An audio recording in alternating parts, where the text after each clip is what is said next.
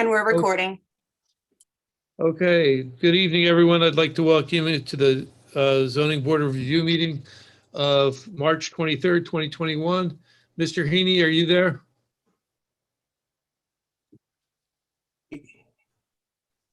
He's muted. Yes, I'm here.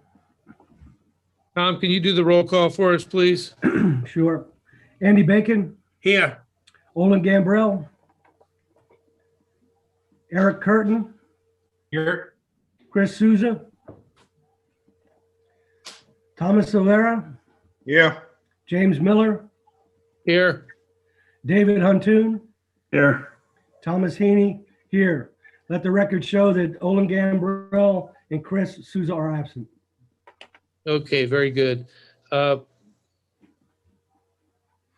Second order of business is we have two sets of meeting notes. The first set of notes is from our February 23rd, 2021 meeting, and the second set is from our March 9th, 2021 meeting. Can I have a motion to accept them as written? I'll make the motion. Thank you, Tom. Do we have a second? I'll second. I'll second it. Who is the first one? We're going to say Eric Curtin. Thank you, Eric. Oh, there I am. Do you have me there, Mr. Miller? I see you there. Can we mark Mr. Gambrell present, please? Yippee. Took long enough to straighten that thing out. Okay, very good, Mr. Gambrell. We're going to take a vote right now on the minutes. All those in favor? Aye. Aye. Thank you. Our first point of order tonight is business-wise is the Planning Board of Appeals for the project on Jim. Howland Avenue. Jim, I believe tonight we're just doing scheduling. Is that correct, Mr. Regan? I know you're going to. I'm recused on that matter. Ms. Desautel is here. Ms. Desautel, are you there? Good evening. Yes, I'm here. And you are correct that the matter scheduled for tonight is for scheduling purposes only. Okay, do we have all the attorneys present that want to weigh in on when we can? Good evening, Mr. Chair. I believe on the appellant side, I am here. Matt Lees appears to be in the attendees list, and Steve McGilvery may also be. It'd be good to have their input on scheduling as well. Angela, could you have Mr. McGilvery and Mr. Lees please raise their hands if you're in the waiting room? And Angela, if you can let them in.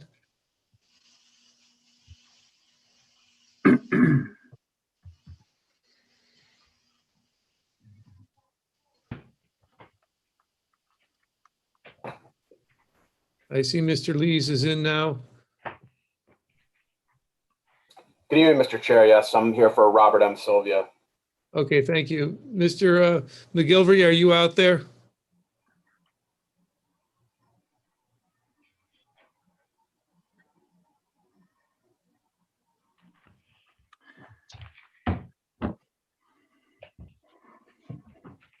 I do not see a McGilvery. Okay, well, we're going to go ahead and schedule Mr. McGilvery. We'll have to hope that Mr. Galvin and Mr. Lees does him justice. So where do we sit, gentlemen? I believe we're the appellants are just have to file their reply brief, and that is due tomorrow. If you agree with that, everyone, and then after that, it would be a matter of setting it down for a decision. Okay, I think if you guys get it tomorrow, then I see no reason why we couldn't address this at the next regularly scheduled meeting at the end of April.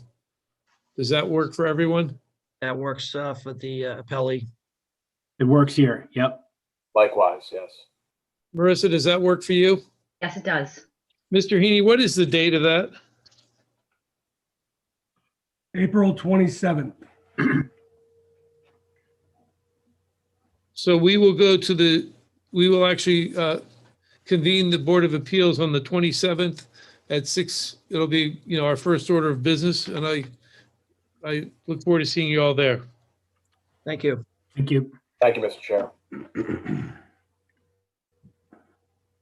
Next order of business is we're going to go through the list of continued and withdrawn cases. Mr. Heaney, if you can just read the petitioner and the location. The first one is petition of Atlantic Suites 2 Limited Liability Company owner by their attorney David P. Martland Esquire, 42 through 45 and 56 Wave Avenue. Mr. Martland, are you on the phone? Hello, Mr. Chairman. Hello, Mr. Martland. Yes, we're in the process. We've sort of developed some draft revisions of a plan, trying to ascertain the likelihood of obtaining CRMC approval for these proposed revisions. And if that looks like it's possible, then we could withdraw this petition. But at this point, I'd ask that we continue it while we continue our due diligence to looking at an alternate type of development. Because if we can't do that development, then we're going to want to proceed on this petition, which will ultimately have. When do you think you'll hear from CRMC? Well, our engineer is dialoguing with CRMC, so I'm looking for some feedback over the next month. I would ask that this be continued two months, so we don't have to do this next month if we don't have a decision. But I think that should give us enough information necessary to make that determination. Mr. Martland, as you know, at that point in May, this will be on our agenda for 3 years. That's right.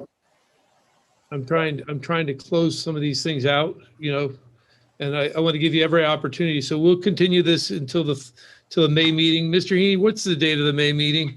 May 25th.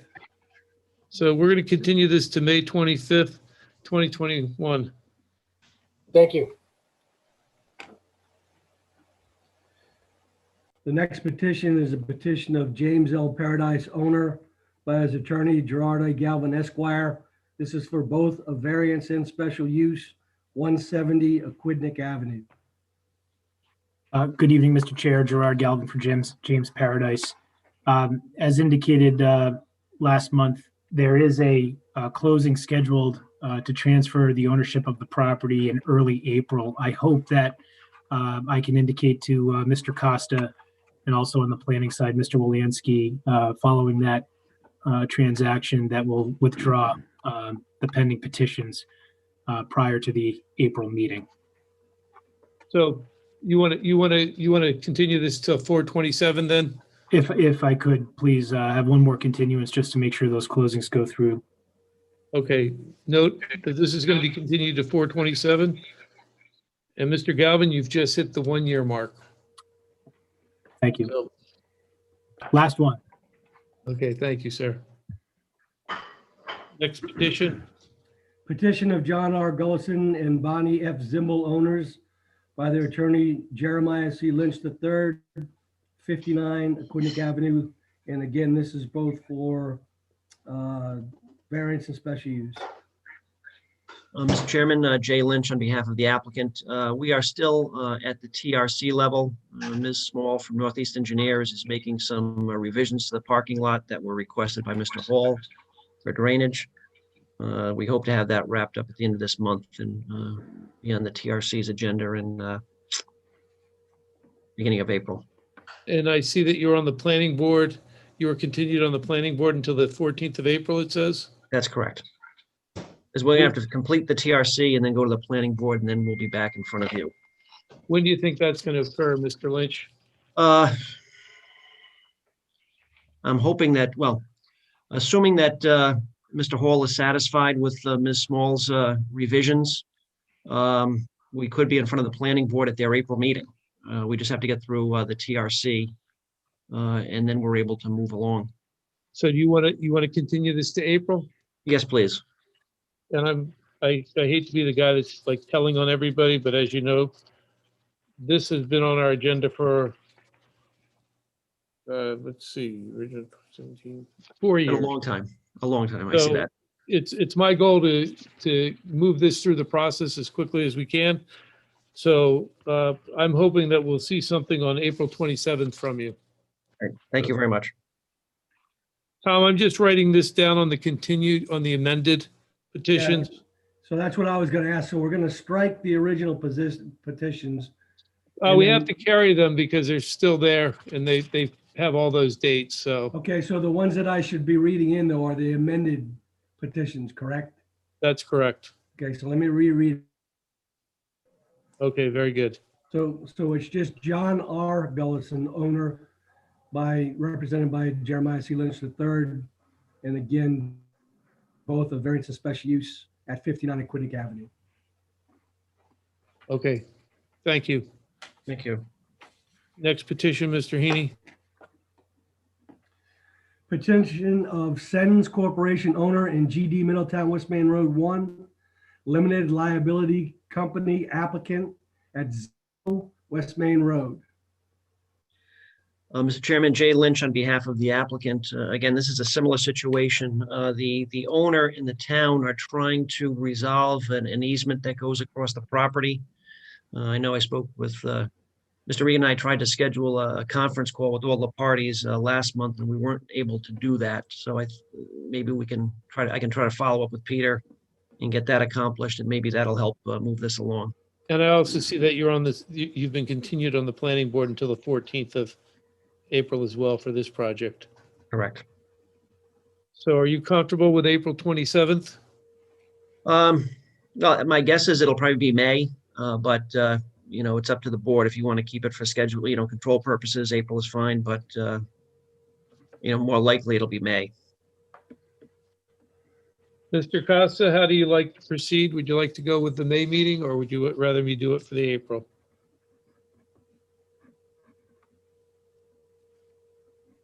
I'm fine with continuing it until the May meeting. I would rather do that so we don't have to revisit it. Mr. Lynch, we're going to continue this to 5/25/21. Thank you very much.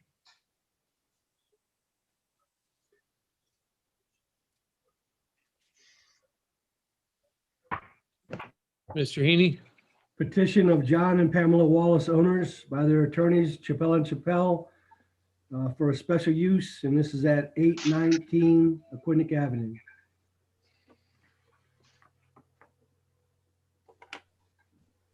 Mr. Chairman, I don't see any representatives with neither John or Pamela Wallace or Chappelle and Chappelle. Mr. Heaney, did we have anyone last month? Is this the same petition that nobody showed up last month? According to my records, that's correct.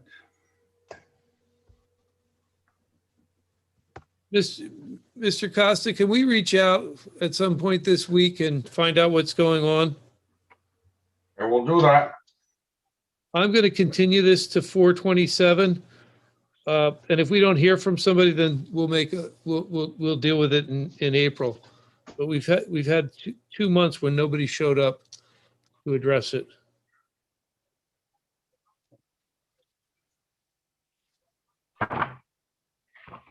Go ahead, Mr. Heaney. Petition of Jacqueline McVicker, owner, and again, variance at 300 Vaucluse Avenue. Good evening, Mr. Chairman, members of the board, J. Russell Jackson on behalf of the applicant. Good evening, Mr. Jackson. Are you ready to go forward tonight with a hearing? I am ready. I also know my brother, Mr. Silva, wants to be heard as well. Okay. We will put it on the agenda then. We'll get to it. Thank you. Mr. Chairman, Yes, sir. I may be reading the agenda incorrectly, but is that listed among the continued withdrawn petitions It is. That's correct. on the Then we'll agenda? have to schedule it for next month then, correct? Correct, because the assumption is that some members of the public may have reviewed the agenda and seen that it was not going to be heard tonight, but it was going to be continued or withdrawn. Can I get clarification on that, Mr. Chairman? It was continued last month at the request of Mr. Silva over my client's concerns. So I'm not clear why it can't be. It's on the agenda. I don't know why it can't be taken up by the board this evening. Well, Mr. Jackson, and I'm apologizing if there's inconvenience, but I'm looking at the agenda And there's a section of the agenda which is entitled Continued Withdrawn Cases. Correct. So it's continued from February 23rd. I don't know how a member of the public would read that and assume that it won't be heard this evening. Okay. I may be, as I said, I may be reading it incorrectly. So if the idea is that it's just with continued from that date, it's supposed to being continued, then that's fine. I'm fine with hearing it, Mr. Regan. We'll just Thank go you. forward. Gotcha. If I might, Mr. Chairman, when I am given the opportunity to be heard, I shared with Mr. Jackson earlier today and last week that my client or the two of them would be asking the board to consider a continuance to next month because we're in the process of getting some expert testimony vis-a-vis the septic system OWTS issue, which is a side issue to the zoning. But we are making progress on this plan, and I have collaborated with Mr. Jackson with respect to the relocation of the main house and garage, the setbacks, with the exception of the pool. So we've got some agreement going on, and I suggested to Russell that if I had another month, I could pretty much resolve the matter completely. However, if the board doesn't wish to do that, wants to go ahead tonight, I would still be asking when it came time for me to present my case, I would still be asking for a continuance because my expert witness is not available tonight. Mr. Jackson, in an abundance of efficiency, could we continue this now until the 27th of April? Mr. Chairman, I've spoken to Mr. Silva. Again, we did make, and I'm happy to present, we made changes to the plan based on requests of the abutters as it relates to zoning. The remaining concerns have to do with drainage, which is a building permit issue, and the septic, which is not at all an issue that the zoning board opines on or is under their purview. So, you know, we're at the top of the agenda. We'd really like to go forward. We've already continued it once at Mr. Silva's request. And the explanation last month was he wanted his engineers to look at things, and we're a month later and it's still the same issue. He wants engineers to look at things, but the things that he wants to review are not zoning issues. That's not correct. Say something. Go ahead, Mr. Silva. The fact of the matter is the zoning issues are a part of the engineer's consideration because there's an issue with respect, a remaining issue, I should say, with respect to the location of the swimming pool. And if you look at the plans, the swimming pool is asking for side yard relief. And it's the opinion of the engineer that we have that relief is not necessary and that pool can be relocated elsewhere. I haven't resolved that issue with Mr. Jackson, nor with my clients, but the expert that will be testifying to that simply is not available tonight. We did contact the expert in the meanwhile, in the last month, and we got an engagement arrangement with them, and he's looked at the plans and he's prepared to testify, but he's not available tonight. Mr. Regan, can you weigh in on this? What do you? You're on mute, Peter. It's really at the board's discretion if you want to start the hearing tonight and then grant a continuance for the second half of the case. That's your right. Or if you decide you want to hear it all at once, then once again, that's within the board's discretion. Thank you, Mr. Regan. Mr. Silveri, you had something you'd like to add? Yeah, I did. I said that if I looked at that agenda as a layperson, and I've been on the board for a long time, if I looked at that agenda this way it was, I wouldn't have thought it was going to be heard tonight either. So I just get nervous about listening to hearing the petition and somebody coming up with, well, I didn't get a chance to do it. I have a problem with that right there. But that's just opinion. Mr. Chairman, can we just take a vote at postponing this? Or because I would have done the same thing. I don't think we need a vote. I think we can just postpone it, correct, Mr. Regan? I can just. It would be at the chair's discretion. Okay, Mr. Jackson, I think just so that we can be clear that we're gonna continue it to April 27th. I understand, Mr. Chairman. I've expressed my position on behalf of my client. That's all I can do. Thank you. Mr. Silva, can you make sure that your expert Yes, testimony is yes. available? Yes, and I will assure you that in the meanwhile, I'll be reaching out to Mr. Jackson to see if we can resolve this thing without having the board waste undue efforts. Okay? As a point of order, I know that somewhere on the agenda, it says everything listed on the agenda is open to be heard tonight. So just so everyone's clear on that, and I'll make sure if it's not on these agendas, it used to be on every agenda, that everything on the agenda is open for a hearing. And I think when they're listed the way they're listed, it's just to show their deposition from prior meetings and to hold, it's a placeholder. Like Mr. Jackson said, if we were going to go forward, he would have been at the top of the queue. And so I think in an abundance of caution, just everyone know that it's going to be if it's on the agenda, it can go forward. So, but in the fact that the expert witnesses aren't available, we would open and then have to close the hearing. So we're going to continue that to the 27th. Mr. Chair, to confirm your statement, on the last page, page 4 of the agenda at the bottom, there is highlighted in bold letters, all items on this agenda may be considered, discussed, and voted upon. This agenda is subject to change, so it is a proviso that's on the agenda each time we meet. Thank you, Mr. Heaney. And the next three cases we're going to go through, and if you're on the line and you're ready to go forward, just mention that you're going to be ready to go forward, and you'll go forward in the order that you're on the agenda. Go ahead, Mr. Heaney, and read the next one. Petition of Christine M. Zekis, J. Russell Jackson, Esquire, and this is at 172 Alston Avenue.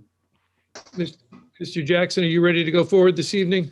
We are. If you recall, I think the majority of this hearing was completed. We just have some supplemental information, but we're ready to proceed. Okay, you'll be number 1 on our list. Next petition, Mr. Heaney. Mr. Heaney. Petition of Robert Maston, owner, by his attorney Jeremiah C. Lynch III, 40 Beachview Terrace. Well, Mr. Chairman, we're ready to proceed this evening. Thank you, Mr. Lynch. You'll be number 2. Thank you. Next petition, Mr. Heaney. 115 Purgatory Limited Liability Company owners and Nicole Chang, applicant David P. Martland, 115 Purgatory Road. Good evening, Mr. Chairman, members of the board. David Martland on behalf of the owner and applicant. We're ready to proceed this evening. Thank you, Mr. Martland. You'll be number 3 on our agenda. So let's, all the rest are new petitions, so I'm going to go back up. And Mr. Heaney, can you read the complete, we're going to start with our full hearings. If you can read the complete listing for Kristen M. Zekis, we'll get started. Petition of Kristen M. Zekis, owner, by her attorney J. Russell Jackson, Esquire, for a variance from section 603 and 701 to allow the construction of a 3,009 square foot single family dwelling and a 20-foot by 30-foot pool with a northerly side yard setback of 8 feet and a southerly side yard setback of 12 feet where 15 feet is required, resulting in lot coverage of 30.5% where 25% is allowed. Said real estate is located at 172 Alston Avenue and further identified as lots 28A and 38A on Tax Assessor's Plat 116 Northeast. As a point of order, Mr. Souza is not on the call tonight. He was the acting member. Mr. Bacon, are you prepared to act? You were at the meeting last month and heard the testimony, so you'll be voting. Okay. So voting on this tonight will be Jim Miller, Tom Silvera, Tom Heaney, Olin Gambrell, and Andy Bacon. Go ahead, Mr. Jackson. Thank you, Mr. Chairman. As you recall, during the last hearing, we had the applicant testified. Her architect, Greg Yolanis, testified, as did our real estate expert, Mr. Houle. After the direct testimony, there was some comments and exchange with the board, and it became evident that the board had some concerns regarding the total lot coverage and the overall relief being requested for the project. So after that, we requested that it be continued so we have the opportunity to sort of review our plans and make appropriate revisions. Since that time, we've submitted a revised site plan. What we've done is specifically, we've reduced the size of the pool. We've also changed the orientation of the pool. So now the pool meets all of the setback requirements for an accessory structure. And the lot coverage has been reduced from the previous request of 30.5, excuse me, down to 27.9%. Just wanted to point out to the board, and I submitted that, and I submitted a correspondence over the weekend when I filed the new site plan, just sort of highlighting a couple things. The most important thing is that I wanted to, again, remind the board that the residence itself constitutes 22% lot coverage, and the remainder, again, relates to this accessory structure. I can have quickly, Mr. Yalan has testified to changes that were made, although I think it's relatively self-explanatory.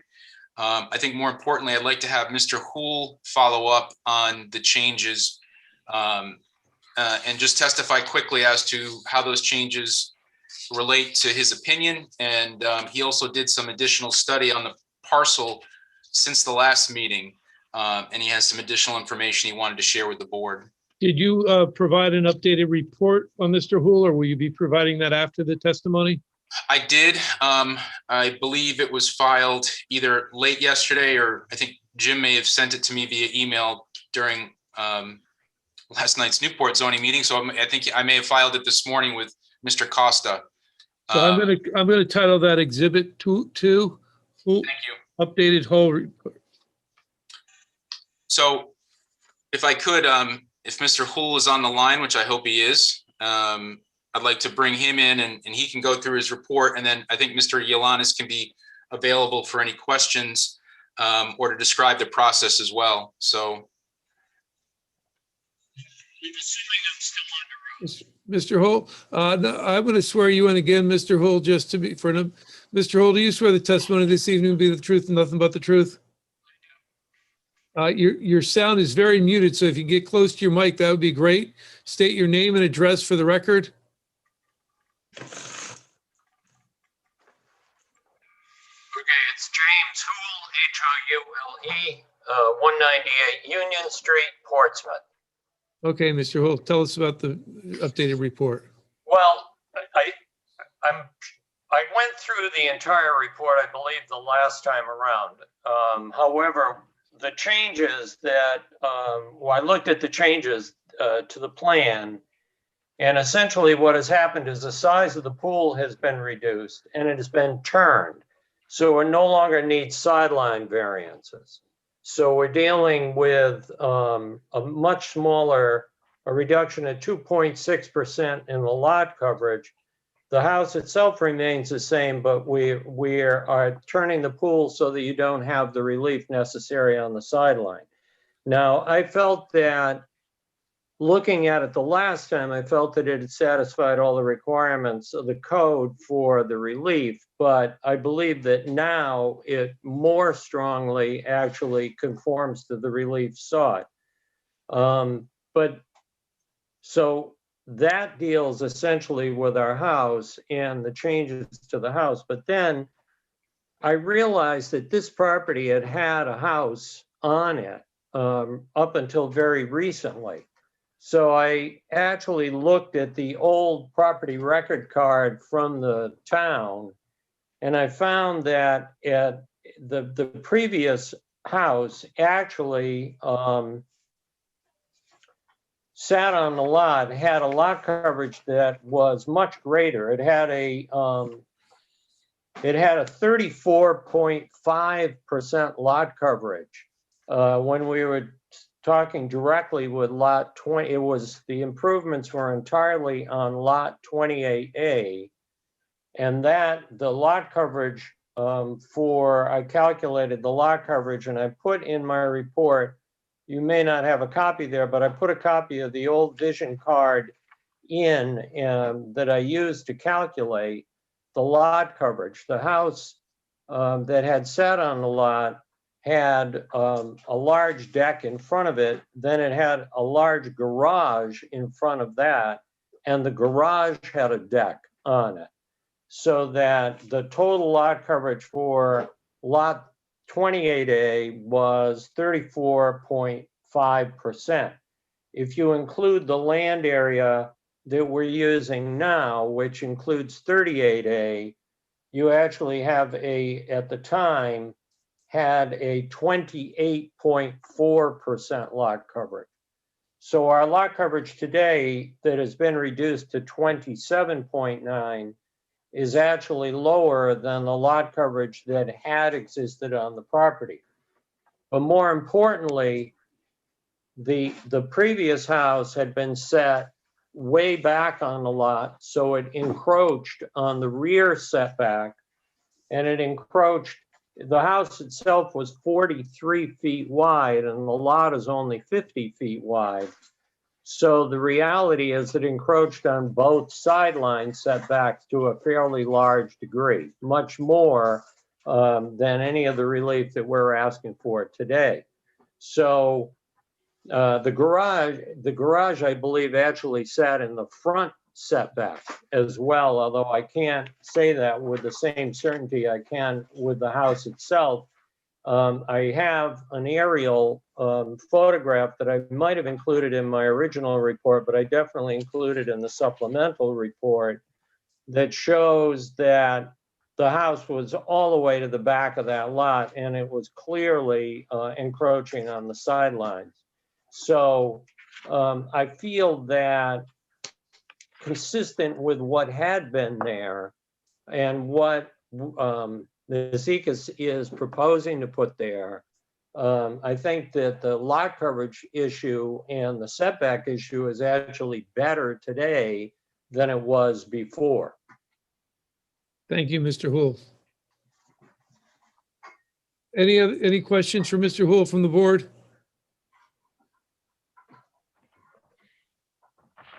If none, Mr. Chairman, if I could just have the architect, Mr. Yolanis, give just a few comments, and I think we're done supplementing the record as far as the application. Okay, Mr. Yolanis, can you raise your right hand, please? Do you swear the testimony this evening will be the whole truth and nothing but the truth? I do. Thank you. State your name and address for the record. Gregory Yolanis, 203 Goddard Road, Newport, Rhode Island. Thank you. So Greg, if you could, I'm sorry, yeah, just go ahead and describe the sort of process that was undertaken since the last meeting to try to improve the petition, and then discuss, your thoughts on its consistency with what you're seeing in the streetscape on Alston Avenue. Okay, I think, we certainly heard your comments from earlier this month, took those under consideration when redesigning the lot, and we felt confident that the house itself and the design of the home, the placement of the home, the scale, and contextually within the neighborhood and on the streetscape, we felt that there was consensus that it was appropriate and acceptable the way that we had originally designed it. We did work hard to make a reasonably sized 4-bedroom home.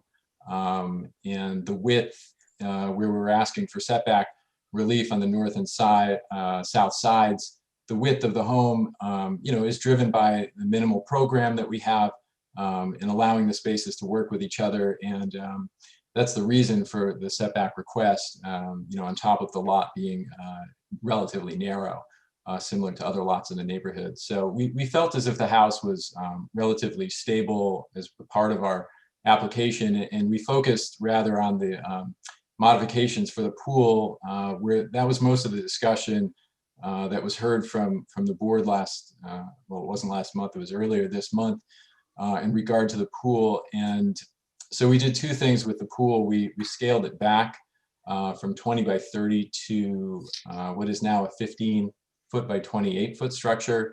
The previous design the pool layout actually was pushing into the north and south side yard setbacks. And so by minimizing the size and rotating it, we've eliminated that request for additional relief associated with the pool.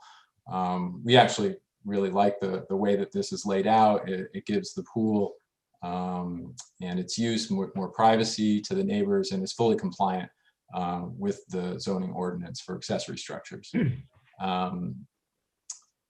So I think, essentially that kind of recaps the change in design that we're proposing. It's a minimal request in additional lot coverage from the 25% that's allowed. And the setback relief for the house, we feel is a must to place a reasonable home on this site. Thank you, Mr. Yolanis. Does anyone on the board have any questions for Mr. Yolanis? Mr. Russell, do you have anything to add, or does this?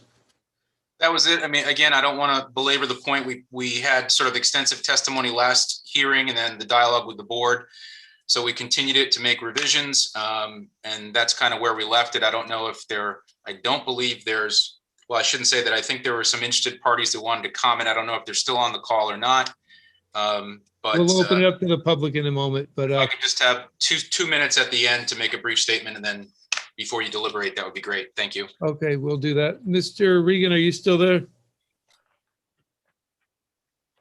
I am, Mr. Chairman. Pursuant to our conversations over the last few days, we have two letters in the file. Should they be read into the record, or can we just reference them? If the board members have those records and have an opportunity to see them previously, then you can just reference them in the records and then see if there's anyone, obviously in the public, who might want to speak. Okay. Pursuant to that, I'm going to reference the first one as Exhibit 3. That letter, which was in everyone's package, is from David and Kathleen Silvera, 52 Center Avenue, and Wendy Durgeron at 16 Center Avenue. And it is in opposition to the project. The second letter that I'm going to reference is dated, and I know this one's dated March 7th, and it's from Lynn Zekas, and it's a letter of support. Let me see who it's from.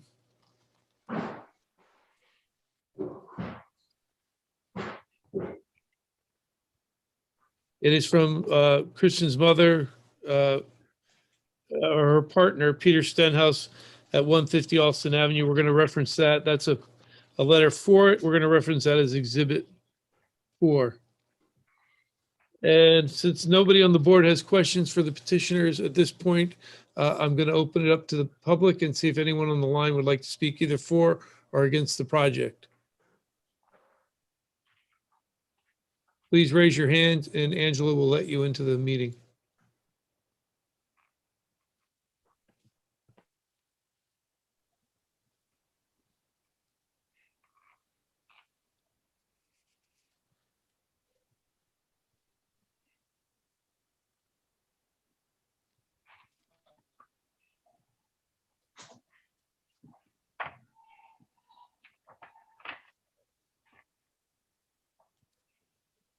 Angela, is anyone out there? Yes, I brought in Silveria's 52 at Center Ave. Okay. Can you, if you're there, Mr. and Ms. Silveria? I'm here, yes. Hi. Did you testify last time? I believe, yes, I did. And that's also my letter that's Exhibit 3. Is there anything you'd like to add to your testimony this evening? Well, I think that Well, before you do that, let's raise your right hand. Do you swear the testimony tonight will be the whole truth and nothing but the truth? Yes. State your name and address for the record. Kathy Silvera, 52 Center Avenue, Middletown. Okay, go ahead, Ms. Silvera. I am almost directly behind it. I'm almost directly behind 174 Alston, who they purchased the property from, which 174 Alston is already overbuilt. You can almost touch the property lines from the house. And now this lot is even smaller. They're going to put in a bigger house. And at the last meeting, you had even Mr. Miller, you had even commented on the balcony that they were gonna have that was gonna put it up to over the 35 feet. So essentially, the only thing that they changed, I think, I mean, I'm not an architect or anything, but the only thing it looks like they changed here is they changed the size of the pool. The house is massive. The house is going to be bigger than the house at 174 Alston, considering that this is a house that someone is not even going to live in. This is a house that they're going to live in down the road. It's going to turn into another rental. I don't care what anybody says. It's not going to sit there empty, 11 months out of the year. And I think that it's just unfair to people that do live here. And, it's the overbuilding is a lot. You had also stated at the last meeting when you approved Mr. Hadfield's build on Alston Avenue that we need to stop rubber stamping, just overbuilds. And this is an extreme overbuild. And I think that one of my questions is has anybody from the board gone out and looked at that property? Ms. Silvera, I can only speak for myself, but I visit every property. And I know you do, drive and by. I respect that. So, I know my fellow board members do the same thing, and the ones that can't, they go on Google Earth. A lot of homework is put in, so I really appreciate your input. Well, I just think that we just can't build and build and build. We have, we've had way too much building over here. I'm not against some nice house going in there, but between a pool, an oversized house, and where are they going to park? We have a horrible parking issue over here anyway. But Okay. it's distressing. And I mean, I don't have the time or money to have to hire an attorney because somebody is overbuilding and the town is just letting people go crazy and do what they want to do. So Okay. that's my feeling, and I have stated that in my letter also. And Thank I you, Ms. appreciate Silvera. you listening. Thank you. Angela, is there anyone else? I don't see anyone else, no. Okay, Mr. Jackson, would you like to do your closing statement? Thank you, Mr. Chairman. I do take issue with the concept that this is an overbuild. It's clear that the lot is significantly substandard for the zone, especially in terms of its width. We're asking for reasonable side setback relief. The northern property line is the one that the structure will be closest to, and that neighbor has no objection to the side setback encroachment. The house meets the building height requirements.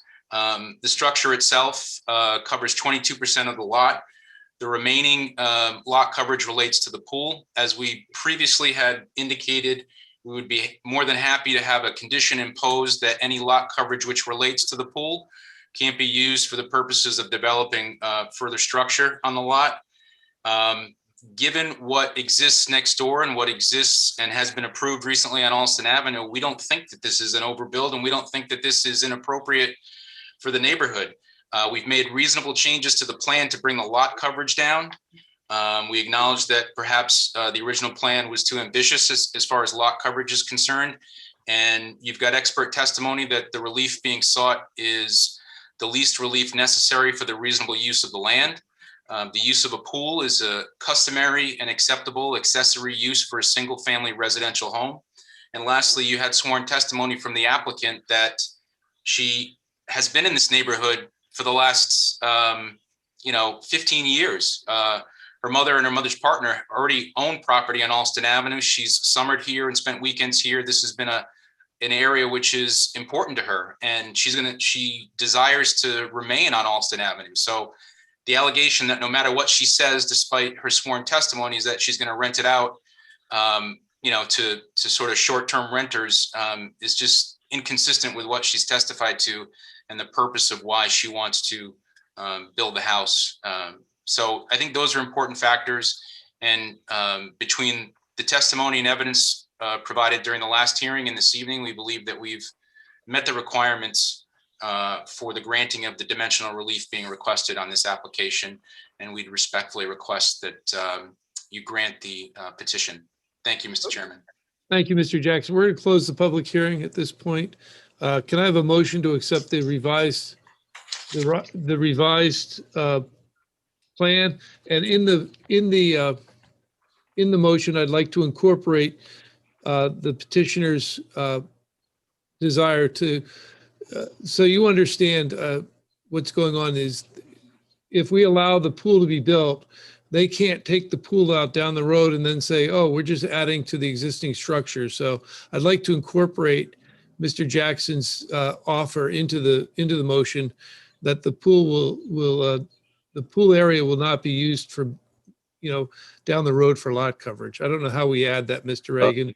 Mr. Chairman, just having had some experience with that issue in Newport, I would suggest that the language is that the lot coverage associated with the pool will not be later used to support any raised structure. That sounds good. So whoever's doing the motion, it's got to be in there. Do I have a motion to accept the petition?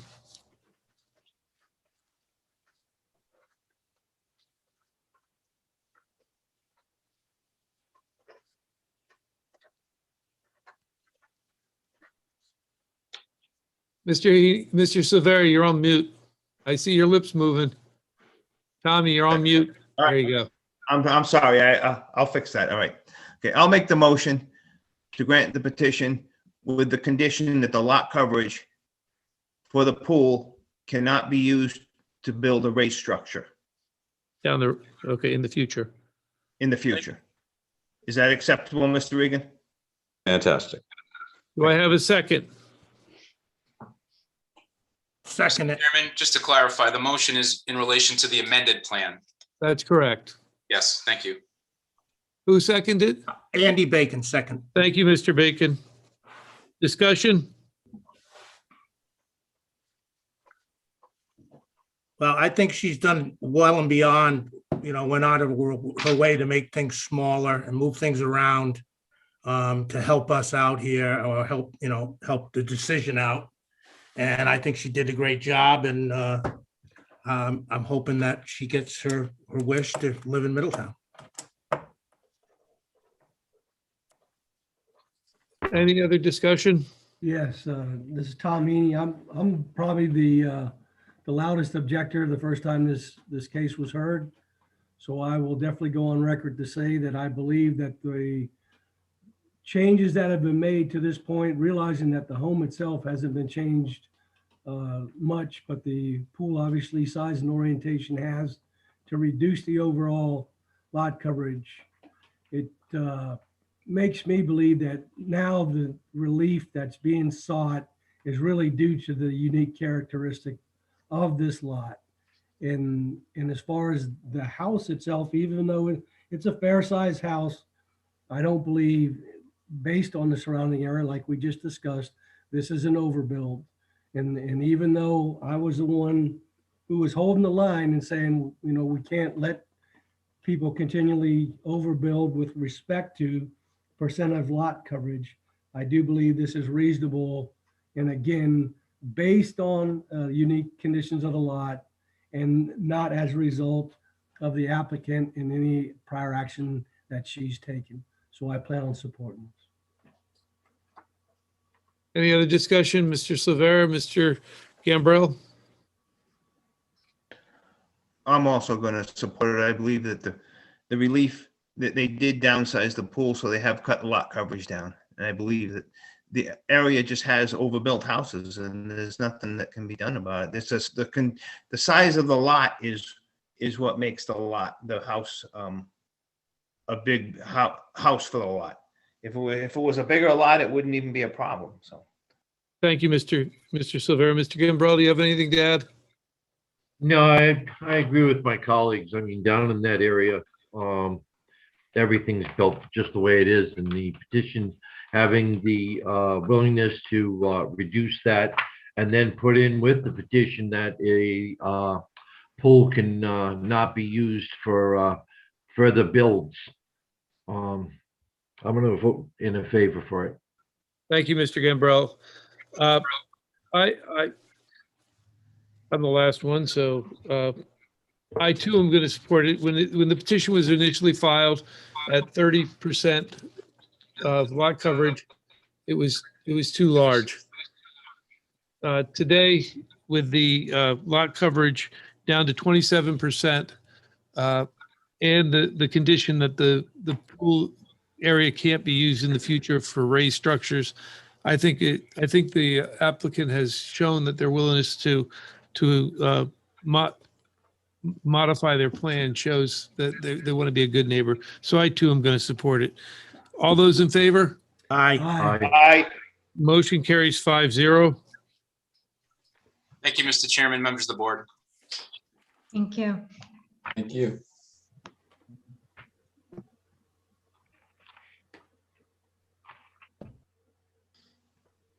Mr. Heaney, could you read the next petition?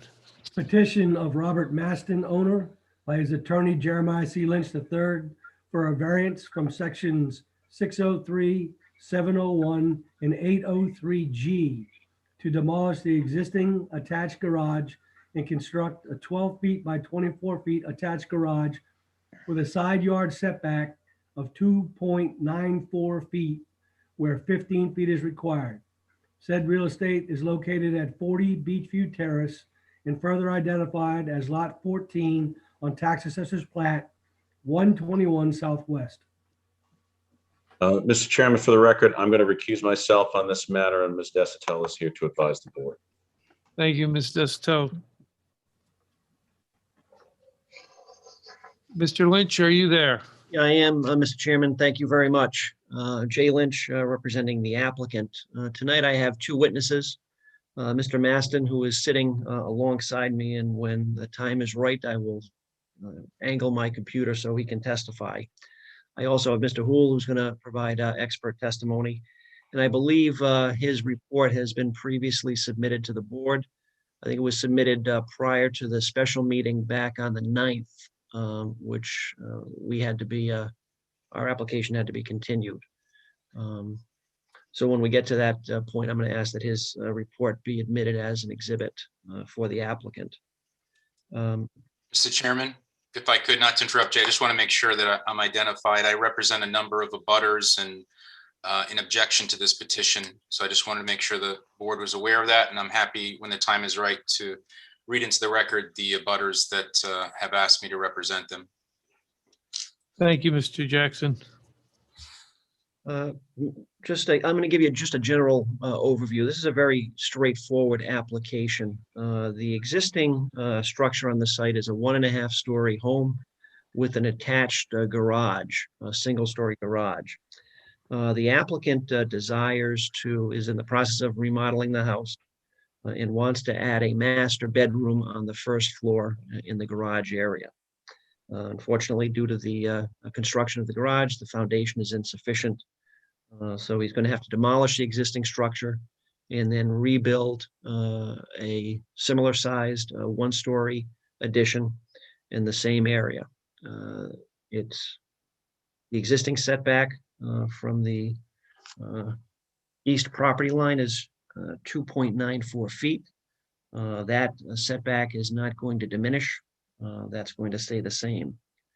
The applicant is going to increase the width of the addition by 1 foot. So it's going to go from an 11-foot wide garage to a 12-foot wide garage. It's going to create an additional 14 square feet of lot area, which has no impact at all on lot coverage. So the only relief that we're seeking is for the side yard setback. So with that, what I'll do is I'll have Mr. Maston sworn in. I'm just going to ask him several questions concerning the design of the structure, and then I'll have Mr. Hool testify. Okay, very good. Mr. Maston, raise your right hand. Do you swear the testimony this evening will be the whole truth and nothing but the truth? I do. State your name and address for the record. Robert Maston, 56 Tuckerman Avenue, Middletown. Okay, thank you. Yes. Jay, we didn't hear you at all. Whenever I move the computer. Is that okay? Yep, we can hear you now. Property at 40 Beachview? Yes, I do. And Again, Jay, you're gonna have to move, your bike is directional. So when you're gonna have to do the rotating back and forth. Sorry. All right. So Mr. I'll ask very pointed questions to him.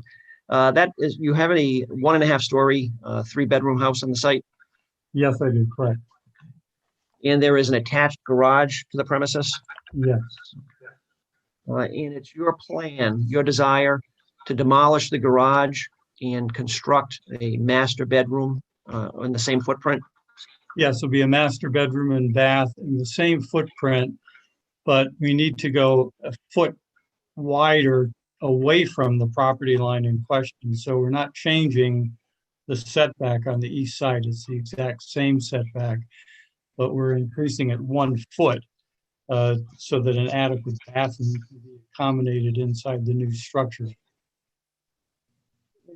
Along with your application, you've submitted some elevations of the proposed structure, correct? Yes, I have. And with those elevations, you're not going to have any windows on the east side of the addition, correct? Yes, that's correct. There will only be a window on the front side of the house, replacing where the garage door was? Correct. And again, this is just a story addition. A single-story addition, correct. I didn't hear that question. Jay, we're not hearing you. This is going to be a single-story structure that is no higher than the existing structure? That's correct.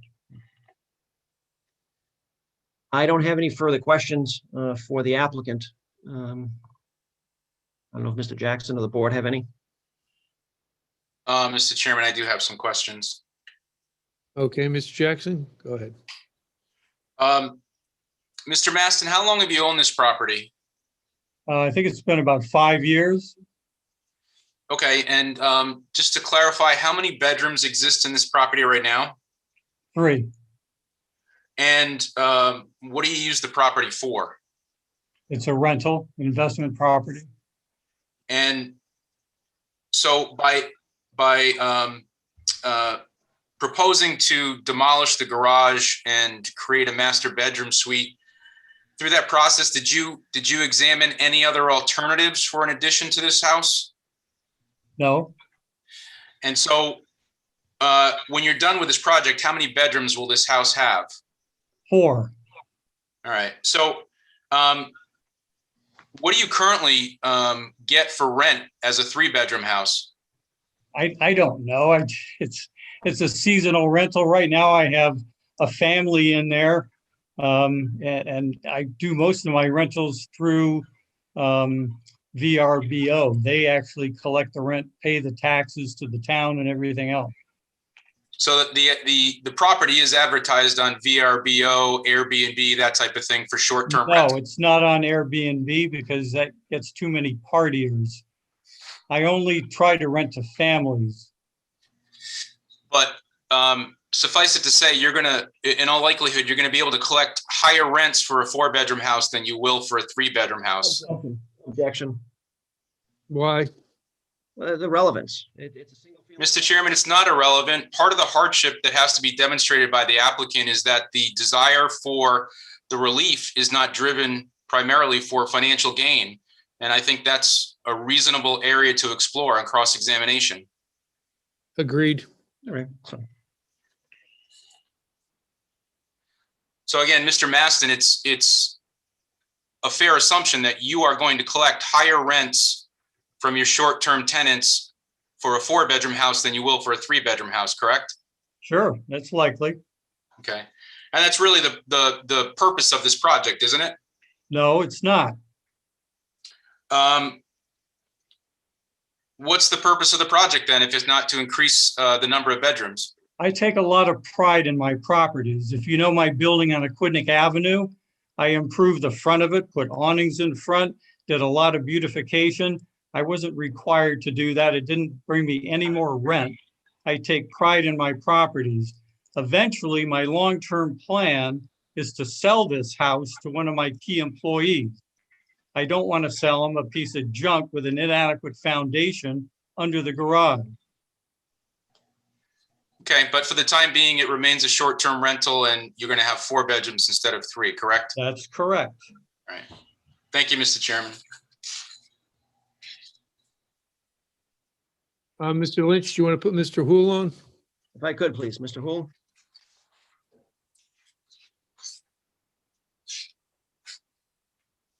I'm on. Mr. Hool, raise your right hand. Do you swear the testimony this evening will be the whole truth and nothing but the truth? I do. Mr. Hool, you've appeared before this board on numerous occasions, so we're going to accept you as a real estate expert. Can you also state your name and address for the record? Sure. James Houle, Houle, 198 Union Street, Portsmouth, Rhode Island. Thank you, Mr. Hool. Mr. Chairman, if we could have Mr. Hool's report just admitted as an exhibit. I don't have it in the box file, so I don't have a copy of it. I'm gonna, why don't we have, I will admit it, but we're gonna have to make sure that a copy of it makes its way to the office. Yeah, Jim, it came as an email later this afternoon. Okay, that's why I don't have it in the box file. So it'll be in the file. So I'm gonna mark it Exhibit 1. Thank you very much, Mr. Chairman. Mr. Houle, did I ask you to review the petition and the subject property? You did. And did I ask you to provide an opinion to this board as to whether the applicant meets the criteria for the dimensional relief? You did. Can you give your opinion that you've reached to the board? As Mr. Maston testified and Mr. Lynch, the building is going to be reconstructed by taking the footprint of the garage and rebuilding the garage into a principal bedroom suite on the first floor. But by doing that, they're going to make it 1 foot wider, but that 1 foot will not be against the property line. That 1 foot will be on the internal side of the structure, so that, as Mr. Lynch had said, the where it's being extended will be, part of it is over a breezeway. It won't make so that the total lot coverage increase is minimal because it's only a few feet by 1 foot. And then on the other side, the 2.94 setback from the eastern side of the lot is going to remain exactly the same as it was before. The lot coverage is under 25%. The height is the same. All other dimensions remain the same on the property.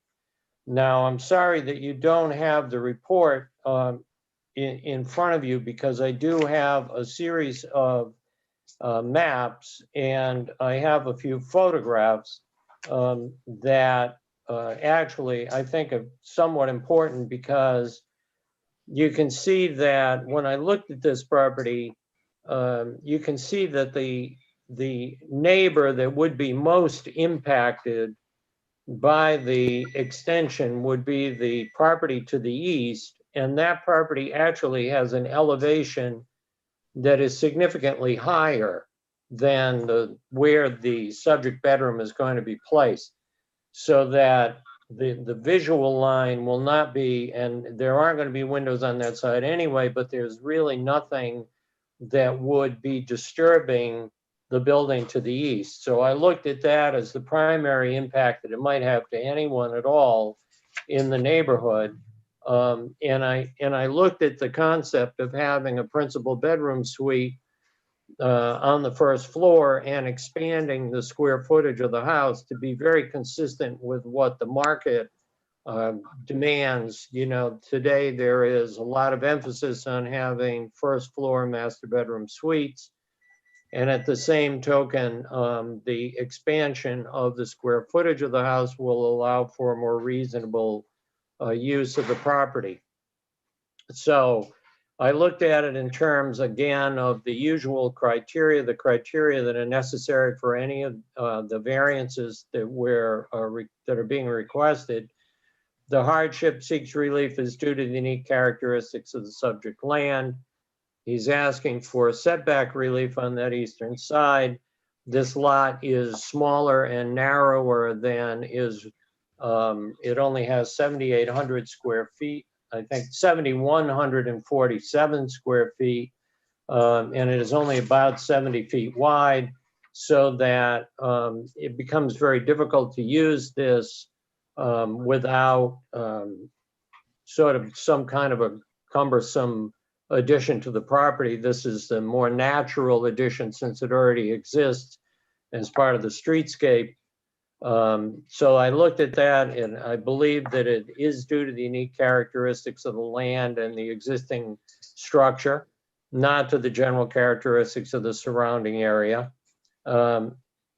I actually misspoke myself when I said it was 71 feet. It's actually 60 feet wide, whereas 100 is required in that zone. So you can see that the length of the house already is 52 feet. So it doesn't conform to either sideline setback at the time, but the house was built a long time ago. So I believe that it is the relief is due to the unique characteristics of the lot and the existing house. 2, that the hardship is not the result of any prior action. Mr. Maston did not build this house. It was there for a long period of time. So I don't believe that there is any result of any prior action. The granting of the requested variance will not alter the general character of the surrounding area. It certainly will not surround, I couldn't find anything in the general area. It's a house that is very similar to houses that are built in the area. The size, the fact that it's only 1.5 stories, the fact that it on these smaller lots, it encroaches into the sideline is certainly very, very typical of it, of the neighborhood. There's not going to be any change.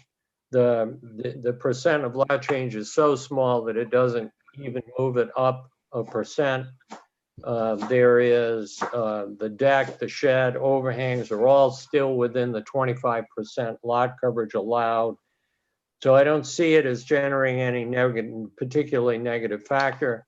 And as I stated, the only house that I would see as having an impact is the house to the east, but that is elevated far above this one, and there will not be any windows on that side for the bedroom. The relief granted is to be the least relief necessary considering the change of utility for the property. I think that it is the least relief necessary. And in granting the dimensional variance, the hardship which will be suffered by the owner would be more than a mere inconvenience. The fact that the use is more profitable or more valuable shall not be grounds for relief. I don't believe it. It's certainly, we all improve property to make them more valuable. There is no other reason to do it, but this is certainly done to be more in conformance with the neighborhood. I mean, with what people are demanding in terms of living by having an expanded, a larger master bedroom suite on the first level. So I believe it would be more than a mere inconvenience, considering all the rest of the factors involved. So I feel that it conforms to all the standards required for the variance. Mr. Chairman, I have a few questions, if I may. Okay, let me wait. Mr. Lynch, do you have any questions for Mr. Hool before we continue? I do not. Okay, go ahead, Mr. Jackson. Thank you, Mr. Chairman. Mr. Hool, so the project as proposed is going to demolish the garage, correct? Yes. So at that point, the applicant, essentially, since they're not building upon an existing structure, has the flexibility to come up with a design that more conforms with the dimensional requirements of the district. Wouldn't that be fair to say?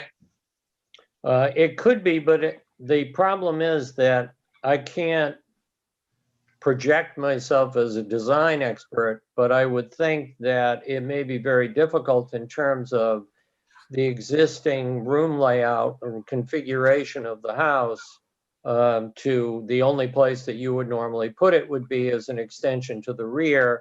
There is deck and shed and yard back there, and I think it would be maybe interfere with the existing room configuration of the property and make it less functionally utilitarian than it will be if it simply takes over the space where the garage is. But fair to say that if you've got a non-conforming property, whether it's non-conforming by dimension in terms of the lot and or non-conforming development, meaning the structure encroaches into setbacks or exceeds lot coverage, when you've got a property like that, usually the intent and purpose of the zoning code is to achieve conformity when possible, correct? Yes, I understand exactly what you're saying. I think that the fact that this garage exists and is already there, and everyone is sort of used to seeing exactly the way it is, I think is the fact that you're only replacing the existing structure, I think really is harmonious with the intent of the code. But clearly the use of the structure is changing, right? The use is changing, it's expanding. So I'm going to ask another question here. When you went through your analysis, and I'm looking at your report, and criteria number 2, that the hardship is not the result of any prior action of the applicant and does not result primarily from the desire of the applicant to realize greater financial gain. So I'm trying to understand, in your expert opinion, how you can reconcile your opinion that that's not what's happening here when the applicant has testified that this is a rental property, it's a short-term rental, and he's going to get more rents for 4 bedrooms versus 3. Well, I look at it in terms of the fact that the hardship does not result primarily from the desire of the applicant to realize greater financial gain. I think that, again, as I stated, and as Mr. Maston stated, he's simply trying to upgrade an existing property that has a higher effective life, and that he's trying to make it more in conformance with what the current market demands. And I think that everyone, as I said, everyone who is in front of the board seeking relief to upgrade their property is doing exactly the same thing. I think that they're looking for to make the, I mean, no one wants to make his property less valuable. And I think the idea is that he is doing it within the constraints of both the physical structure that's on the footprint that's already on the site, and he's doing it to modernize the property in a way without making it a huge overbearing property. Now, I mean, he's not asking to tear it down or add a second floor. There is nothing stopping the applicant from redesigning the interior of the house to create a master bedroom suite on the first floor, correct? I can't comment.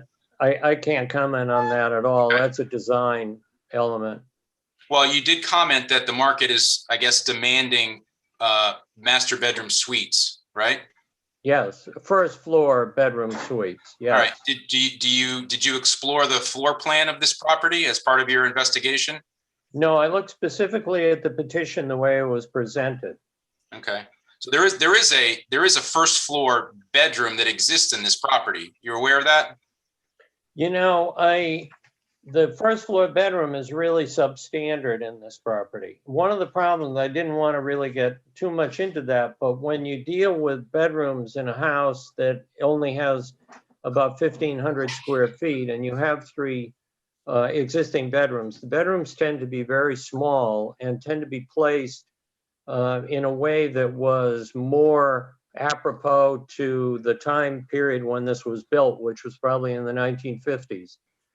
And so the larger bedrooms, people, again, part of the market, part of the upgrading of the property is to have a bedroom of a much more modern size that is in conformance. I think that if you were to take existing square footage and try to restructure that square footage, you would end up with a disproportionate balance of living area to common living area to bedroom area. There's a ratio in all design. I don't mean to get into design, but there's a ratio of all design on having sort of private space, which we know as bedrooms or bathrooms, to the common living areas, which are kitchen, living, dining room, den. And you need to keep those in a balance. And if you're taking the existing footprint of the house and you're reconverting or you're converting part of that into bedroom, you're squeezing down on the common living areas to the point where you have a disproportional amount of private to public area, common area in the house.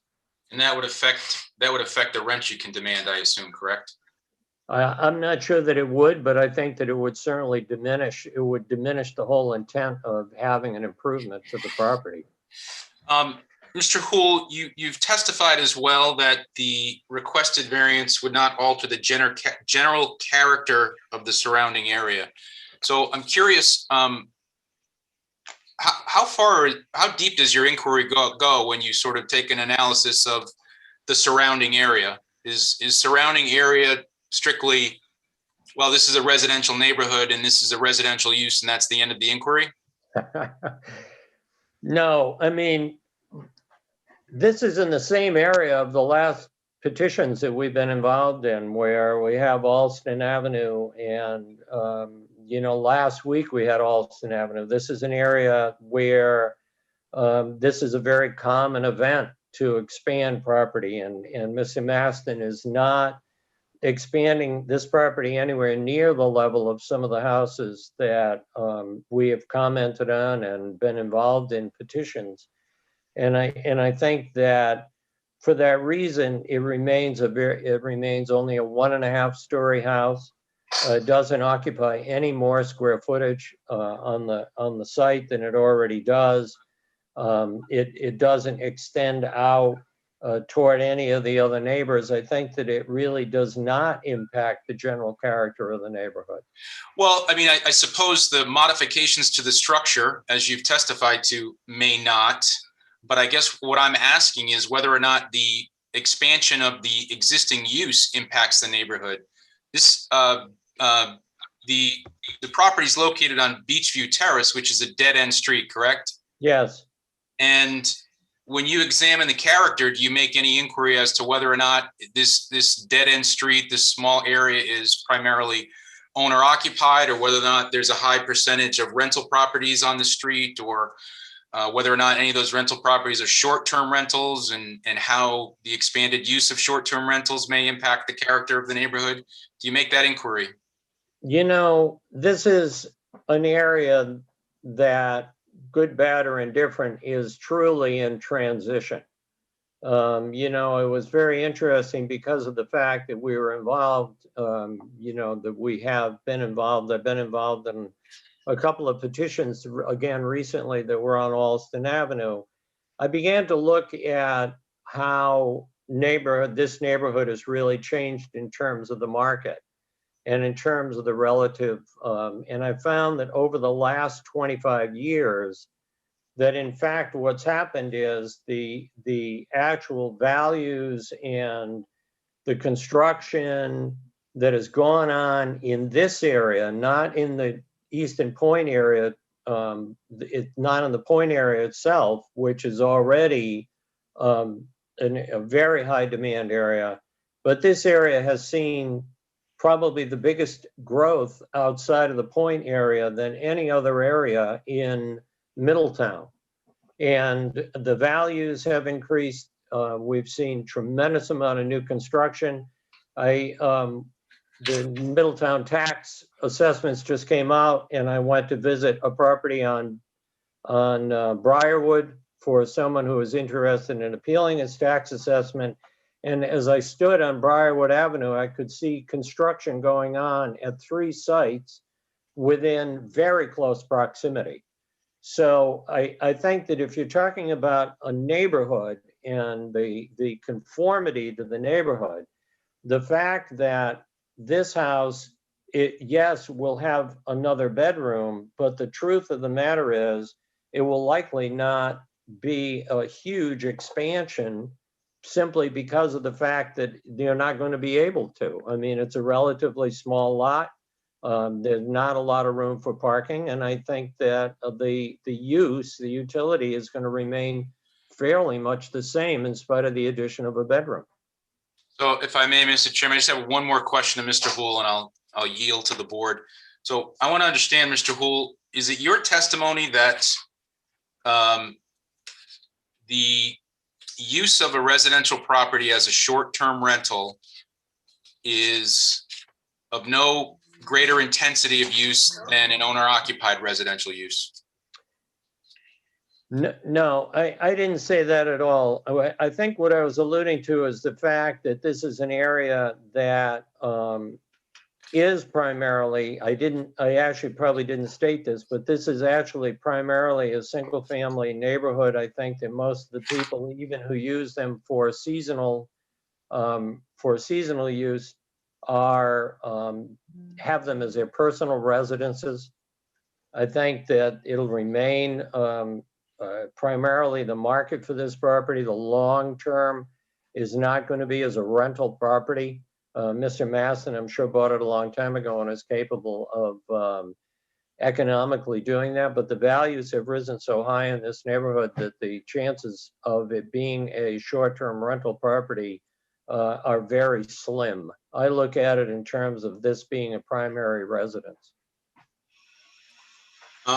I have no other questions, Mr. Chairman, of Mr. Hool right now. Okay, thank you.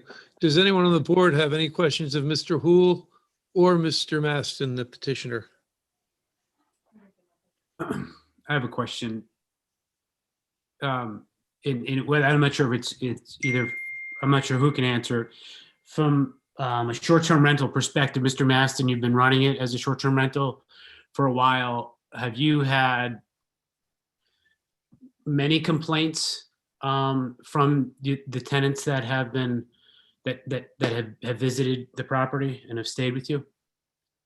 My lease and my house rules are very stringent. I make it very clear this is not a party house. And I did have a complaint this past summer, and I can't remember what neighbor it was, but I've actually told my neighbors to call me if there's ever a problem, and this one did. I called up the tenant. I threatened to throw them right out of the house if they didn't tone it down, and they did. I don't know whether I actually have that authority to do that, but the threat was enough. I don't tolerate a party house. I really try to get families in there, and we're calling this a short-term rental. I've rented it for a year at a time in the past as well. I rented it to a crew member for the Magic group, the sailing group. They rented it for a year. They were from New Zealand. We also get military foreign officers for the War College in the off season. So that's a longer term. That's months at a time, usually from August through May. But we're very strict about who we let in there, and our rules are very strict, and I don't tolerate parties or noise. So that one complaint you had was from a neighbor. Have the police been called at all? Has it become a nuisance to the neighborhood? I don't think the police have ever been called. I think a neighbor called me, if I recall.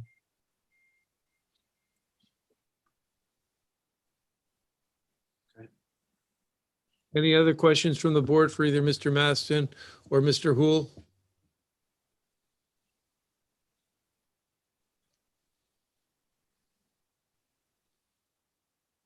Okay, I'm going to, Mr. Jackson and Mr. Lynch, I'm going to open it up to the public to see if there's anyone that would like to speak either for or against the petition. Mr. Chairman, if I may, what I'd like to do, if it's okay with the board, I'm just going to read into the record the abutters who have asked me to essentially represent them. And there are two that wanted to speak. They're going to be brief. They're just going to read quickly or go through a quick statement. So I'm happy to do that now, or if you want to open it up to the public, I can do that later. No, I think that's appropriate now, Mr. Jackson. Thank you, Mr. Chairman. So just so the record's clear, I'm here this evening representing the Panaggio family, and that would be John, Andrew, Andrea, and Susan Panaggio, as well as Muriel Urquhart. And the Panaggios and Miss Urquhart are owners and occupants of the property to the east, 50 Beachview Terrace. In addition, No, didn't get the number of the property. I'm sorry, 50 Beachview Terrace. So again, that's owned by the Panaggio family, and Miss Urquhart has lived there in the past as well. In addition to the Panaggio family, there's Teresa Paquin, 41 Perry Avenue, which is the next street over. Charlena McGovern, 59 Beachview Terrace. William Netterman, 31 Perry Avenue. Paul and Anthea Lewis, 45 Beachview Terrace. Justin Spiegel, 37 Beachview Terrace. Kara Fagan and Graham Seller, 57 Perry Avenue. And Mary Ann Poulin, 49 Perry Avenue. All these parties object to the petition this evening. The two that I think are going to speak sort of as representative of the neighborhood, if they may, would be Jay Panaggio. He's again at 50 Beachview Terrace, and Teresa Paquin of 41 Perry Avenue. Okay, Mr. Jackson, and just for the record, we received multiple letters from the public. The first two are from John and Andrew Panaggio, and I'm labeling those Exhibit 2 and Exhibit 2A. The next one is from Teresa Paquin. I'm labeling that Exhibit 3. The fourth one is from Donna and Bill Netterman. I'm labeling that Exhibit 4. And then the final one is from the St. George's School, and I'm labeling that Exhibit 5. And all members of the board have received these letters and reviewed them, so I'm not going to read them into the record. But we're now going to open it up to the public. If you're on the line now and you'd like to speak either for or against the petition, please raise your hand and we'll have you speak.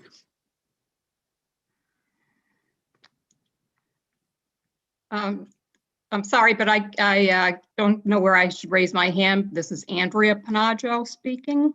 Okay, Andrea, that's fine. There's a little button down on the right, but you're speaking sorry. now. So. All right, if it's okay, if I can proceed. Andrea, before you proceed, raise your right hand. We're going to go on the honor system because I can't see you. Okay, hold on. I'll start the video. I'm not too, okay, there we go. That's okay. Do you swear the testimony this evening will be the truth and nothing but the truth? Yes, I do. State your name and address for the record.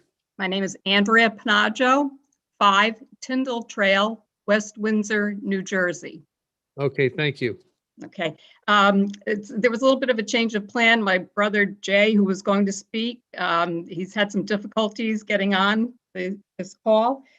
So if I may, I would just like to represent him by saying that, first of all, this does concern us as a privacy issue, although I heard before that there will be no windows on the east side of 40 Beachview Terrace reconstructed garage.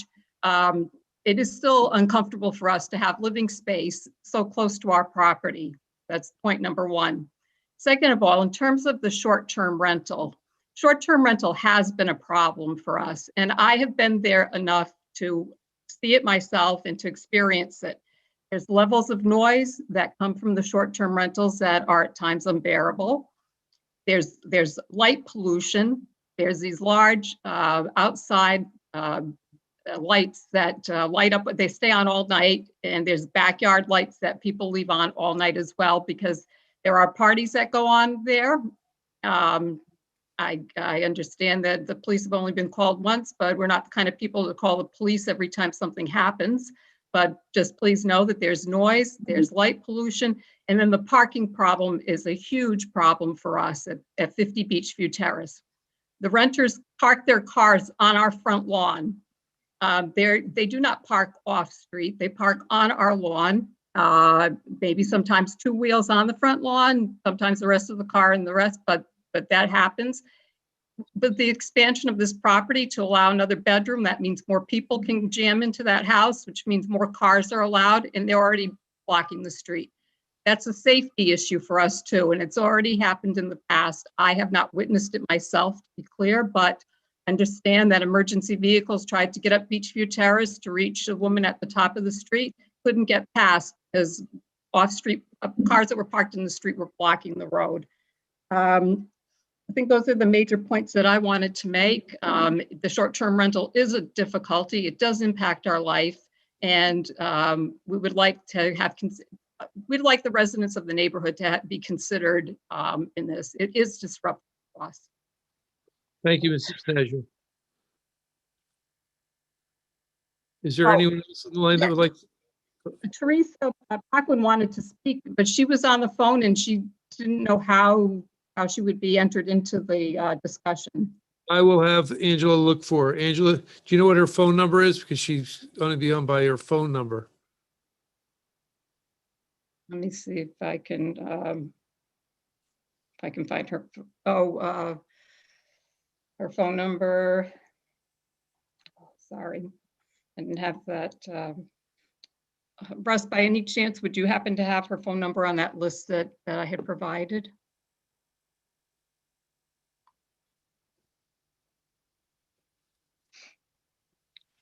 Mr. Chairman, while we're looking for that, if it's all right if I ask Ms. Panagio just a couple questions?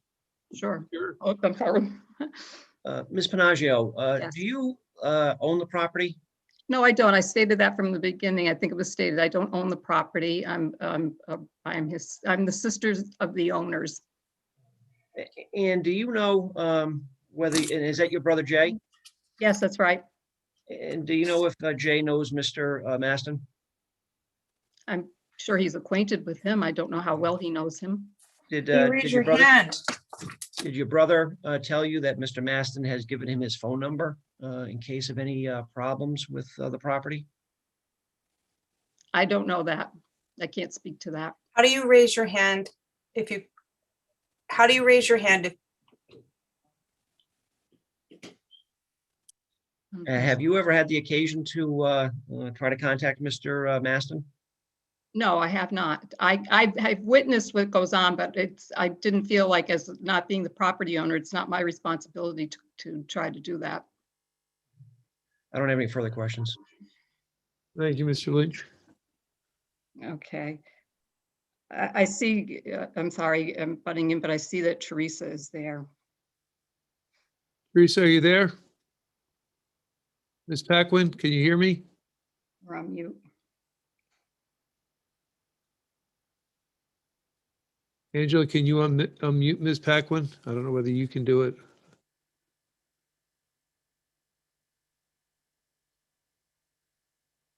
is that Lauren? I don't know. We can try it and see. I see her nodding her head. She needs to unmute herself. Okay.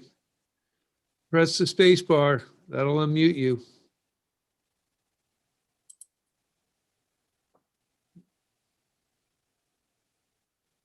Teresa, are you there?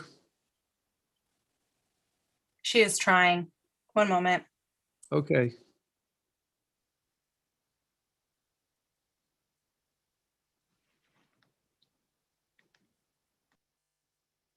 Try the bottom left corner of your screen. There's a little microphone. It says mute. There'll be a red line through it, bottom left of your screen.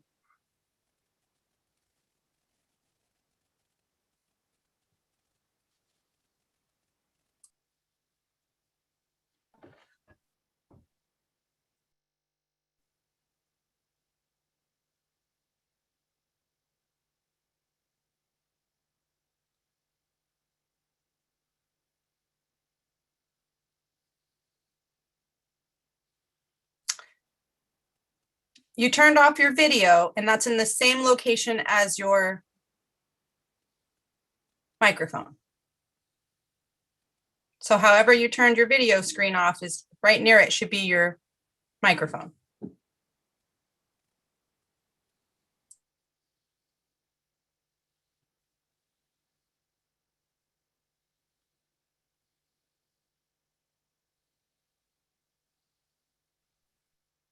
Hello? Can you hear me? Can you We hear me can now? hear you. Is this Ms. Paquin? Okay. You're So here. yes. Hang on a second. I'm going to turn my phone off. Go ahead. All right. So my concerns are Hold on I'd one like second, to, please. I'm Can sorry. you raise your right hand for me? Yes. Oh, what right hand? There you go. That's it. Do you swear your testimony tonight will be the whole truth and nothing but the truth? Yes, I do. State your name and address for the record, Ms. Paquin. Teresa Paquin, 41 Perry Avenue, Middletown, Rhode Island. Thank you. Now you can speak freely. Okay, so first I want to address what Mr. Maston said about only receiving one phone call from a neighbor. I've constantly called him since 2012 when he first purchased the property. After he not in 2012, but he started renting, when he first started renting for seasonal rental. I have called him every year for a problem. So for him to say only one time is very disturbing to me. He also told me in January, he doesn't want us to call him. He wants us to call the police. So, and I find that very disturbing too, because it's, you know, it's his property and the police don't need to come over here to, you know, calm people down. He claims he rents only to nice families and he has a strict rule, but these people are on vacation. They're on vacation. They don't care where they're located. They're on vacation and they just want to have a good time. And he may be renting to a family, but there are anywhere between 4 people to 10 people in each of his houses. He has 2 houses, 40 Beachview and 36 Beachview, which he built in 2018. And there's parties going on every week from May to September. And it's noisy, it's disruptive. They come back from the beach, they strip naked in the backyard to use the showers. It's disturbing. It's very disturbing. And I wrote that in the letter that I sent into the town. And, you know, and to add an extra bedroom is only adding more people. It's more people. It's going to be more people, more noise. The lights are on all night. My daughter had to get blackout lights, blackout curtains to put in her bedroom so that she could sleep at night because those lights shine through and lit up her entire bedroom. It's just disturbing. It's disturbing. And, you know, I tried to get along with Mr. Masden. I tried to call him and be nice and respectful. And I try every year, I try not to let these people bother me, but it's my backyard. It's literally my backyard. And I have not been able to sit peaceably in my backyard for the last 6 years. So I really hope that the town will take into consideration the neighbors' concerns about adding another bedroom to add more people. And that's really all I have to say, because my letter pretty much explained it too. Mr. Jackson, do you have any questions for Teresa? No, I do not. Okay, anybody on the board have any questions for Mrs. Jackson? No, I'm sorry, Mrs. Paquin. I'm sorry about that. No, I'm fine with everything I said. Okay, very good. Thank you. Mr. Chairman, Yes, they had mentioned that someone had called in by phone. If they are trying to raise their hand, they need to press *9 and someone calling in on the phone, because there are 3 phone calls with no names on them.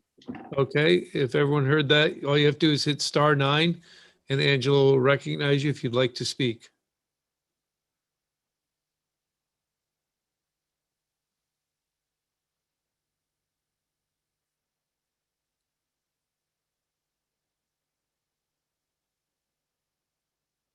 Angela, are anyone raising their hands? It looks like we dropped a call. Okay. No hands went up. There is one other person though that has been entered in. So hold on one moment. I see a hand up at 6102.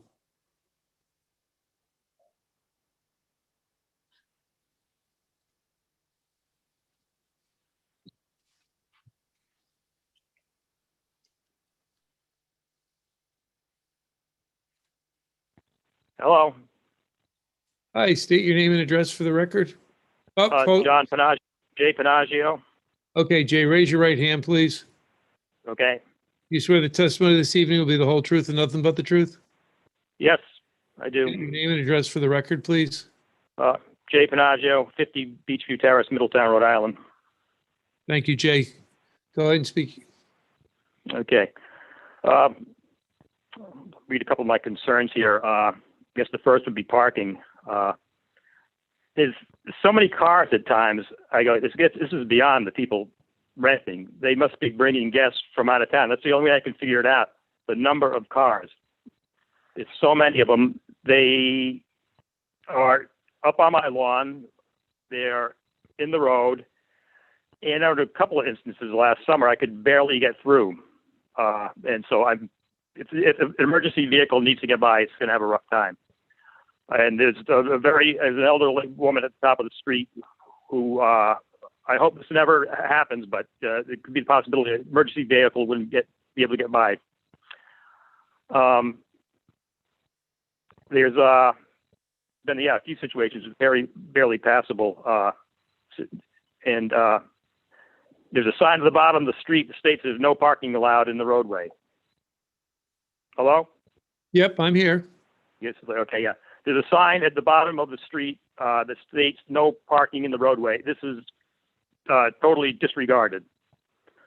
Okay. This is a residential neighborhood people live. People go to bed at night. They get up early, go to work the next day. These short-term rentals they get a different schedule altogether. They're here probably for a wedding or a reunion. They're here for a celebration. They're here for a week, and they're in Newport, Rhode Island. They're going to celebrate. And oftentimes late into the night, loud voices, bright lights. Now, I don't find this to be in harmony with those people who live here, who get up in the morning and have to go to work. Now, on top of this is this matter with the converting the garage into a living space. I don't know if that would even be allowed. I think even when this house was built in the 1950s, I think the garages were allowed a couple of feet away because they are not living spaces. So to make a leap this day, especially this day and age, to put a living space that far away from another property doesn't sit well. I don't know how this could happen. This is like a non-conforming building, and you want to make it even more non-conforming, in my opinion. So it's getting a little too close. I feel I'm not comfortable. This is like an encroachment and an invasion of privacy. I mean, who would want, this is like a hotel expansion is what it's like. So, I mean, who would want this extra bedroom 3 feet away from their property? So I'm against it. Okay, thank you, Mr. Panaggio. Mm-hmm. Mr. Jackson, do you have any questions for Jay? I don't have any questions of my client, Mr. Panaggio. I don't know if Jay Lynch has any questions. I don't have any questions. Does anyone on the board have any questions of any of the objectors or anyone on the Zoom call right now? Hello? Yes? Who's on the line? Yeah. Is this Mr. Panaggio? Yes. You have anything to add? My other thought is once you take this garage down, I wouldn't have a problem if this was what he intended with the first petition I got in the mail, which says it was to take the garage down and make it back into a garage. I got no problem with that. Now it's evolved into a bedroom suite, and I saw another design that had a 2-floor thing. I mean, this isn't just somebody doodling. This is like an architectural drawing, so I'm taking it seriously. So I think that this would be the setting the stage for a further expansion. Okay, thank you, Mr. Panaggio. Yep. Thank you. Thank you. Hey, Jim, it's Dave Huntoon. Can I ask a question? Sure, Mr. Huntoon. Yeah, Mr. Panaggio, the Yes. previous client had testified that she had made multiple calls to the applicant over the years. Have you made any of those calls, any calls yourself directly to the applicant? No, you know what? I usually got a tolerance for neighbors. I get people, I wouldn't even be talking about this except for this whole part about extending the hotel. I had cars up on my lawn. I've lost my western view on account of his other tower he built, 36 Bishu. But you know what? I just go, well, I guess that's the way it is. I'll just put up with it. And I have put up with it until now. Okay, thank you. Yeah. Any other questions from the board? Mr. Panaggio, I assume there's a bunch of weekly rentals on the street or in the area. No. Does this house stick out in comparison to the others? I don't know of any other rentals. Short-term, there's no other short-term rentals around here. It's all regular people that go to bed at night and get up early in the morning to go to work if they're not retired.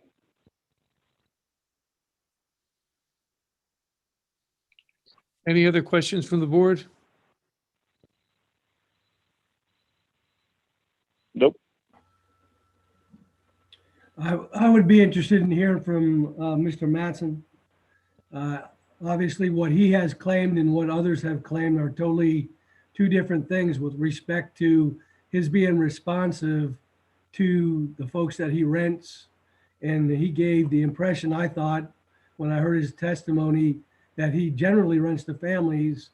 And while that may be true, it seems like there's a lot more disturbance being caused by his renters than what he led on in terms of his testimony.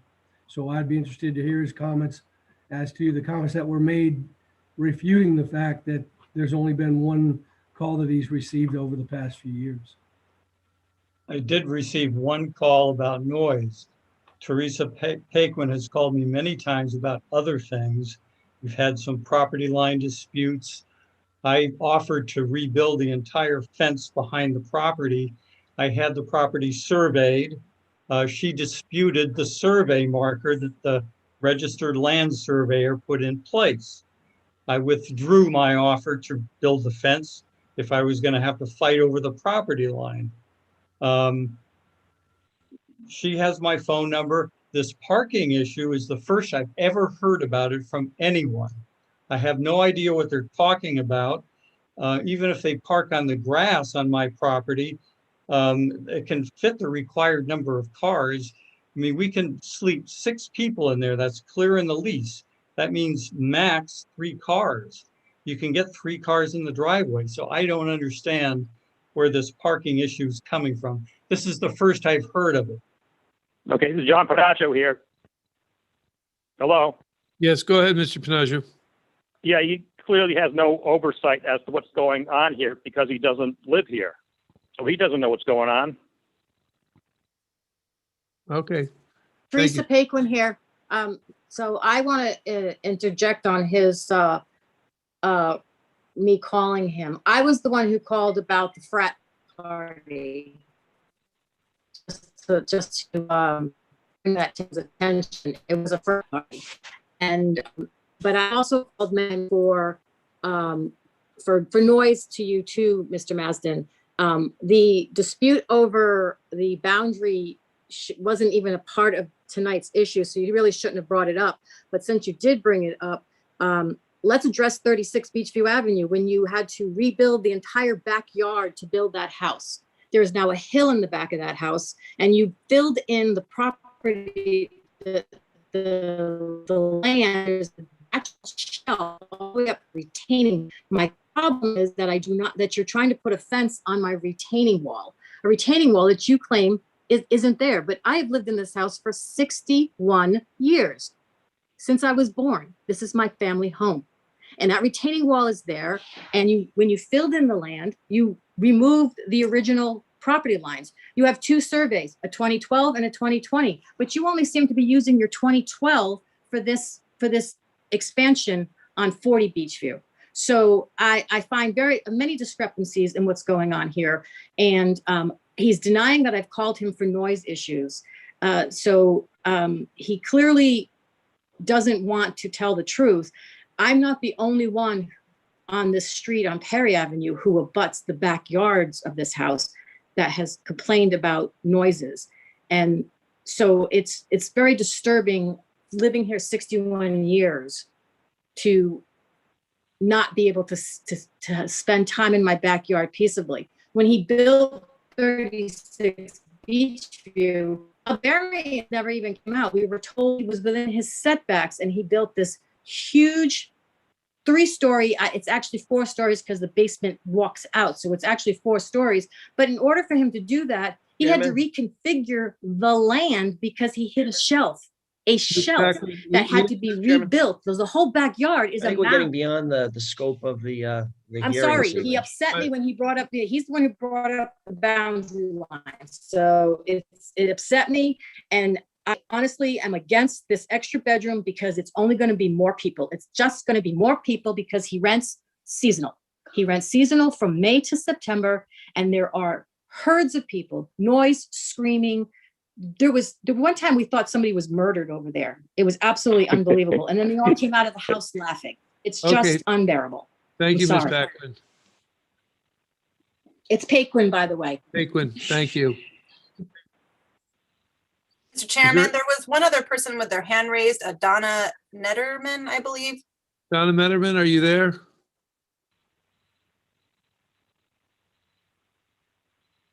Donna Metterman, are you there? Okay. I did not, this is Donna Netterman. No, Donna, I did could not you- have, Before you get going, can you raise your right hand, please? yes, my hand is raised. Do you swear the testimony tonight will be the whole truth and nothing but the truth? Yes, I do. State your name and address for the record, please. My name is Donna Netterman. I live at 31 Perry Avenue in Middletown. Okay, go ahead and speak. I did not raise my hand. I don't have anything to add to my neighbors. I do support them in this effort. I have been less affected because there's not excessive parking on the street where I live. I think it's very sad Mr. Maston, I think, started out well in this endeavor, but he clearly has lost control of the properties that he owns. I think he did make an attempt in early years to make himself available and to show us the property, and I think that's terrific, but he clearly doesn't know what's going on in his properties. And I genuinely don't have anything else to add to what the Cottages or the Paquins have to say. But thank Okay, you. thank you. Okay, is there anyone else on the line that would like to speak either for or against the petition? I have John Panaggio here one more time. Mr. Panaggio? Yeah. This will be it because we can't keep going in and out like this. Okay, all right. I had some other questions about, especially last spring and in the summer, cars, out-of-state cars and renters. How did that square with quarantine? Because people are driving up. Are they quarantining somewhere else on the island than moving here? Because they're coming in out of state, unpacking, they're outdoor. That's a great question, but it's not something that the zoning board deals with. I think you guys have given enough testimony regarding the parking and the conditions of what happens at the residence. So we can't get into COVID-19. Yep, right. So not to cut you off, but I have to limit our understand. scope. Thank Okay. you. Yep. Angela, I don't see any other hands going up. Hey, Jim, I have one procedural question. Okay, go ahead. When we read the petition the petition reads, construct a 12-foot by 20-foot attached garage. It makes no mention of a master bedroom with a bathroom suite. So I don't know if we need to amend this petition before we can vote on it, because it doesn't represent what Mr. Maston is asking for based on the way it's written. There's an amended petition. I don't know. Did it make it? It's on the box file, but let me look here and just see.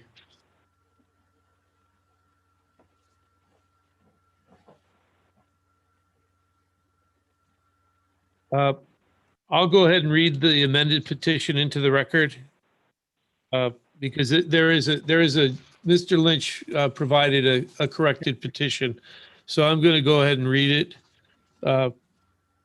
It's the petition.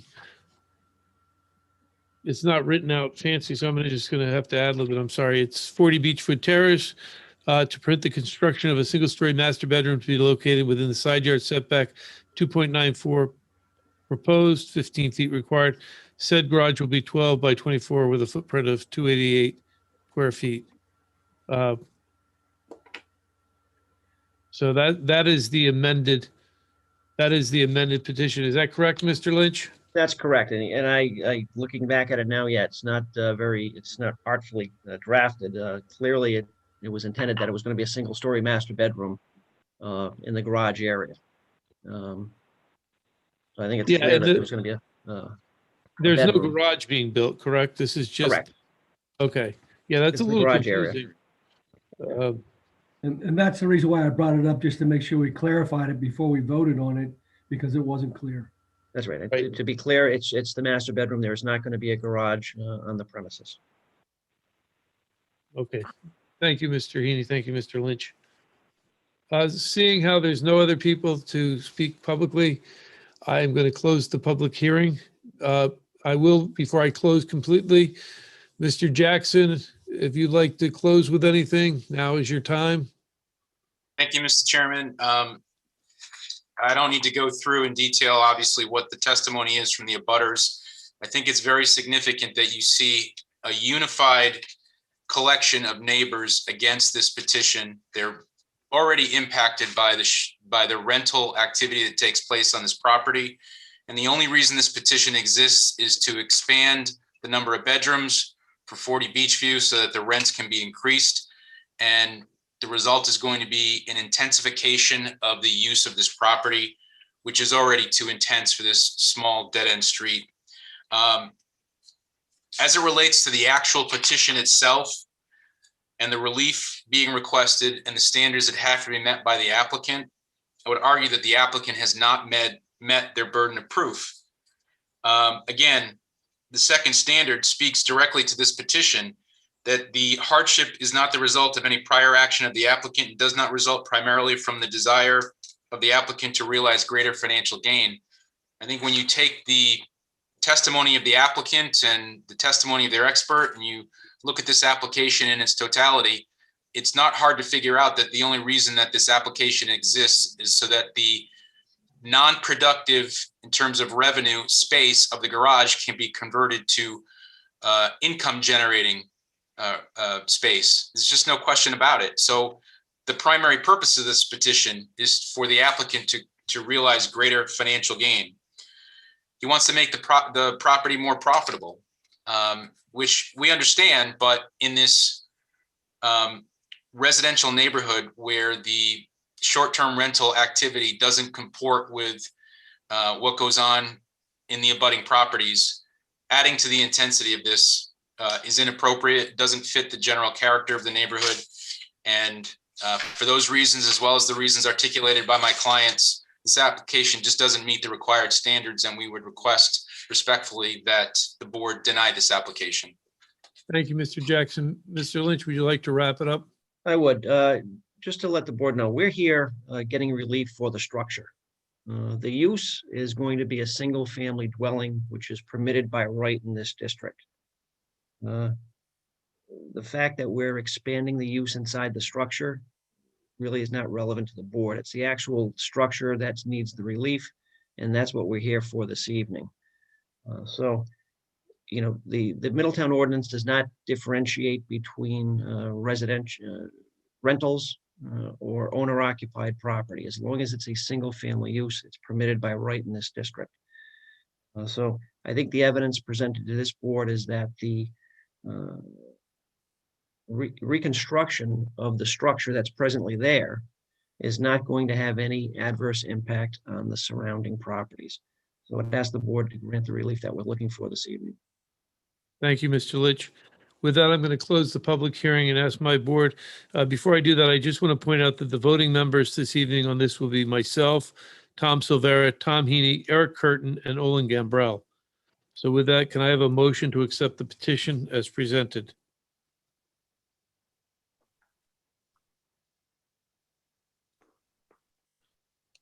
I'll make a motion to accept the petition as presented. Motion made by Mr. Curtin. Do I have a second?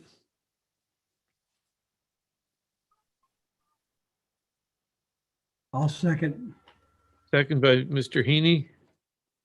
Discussion?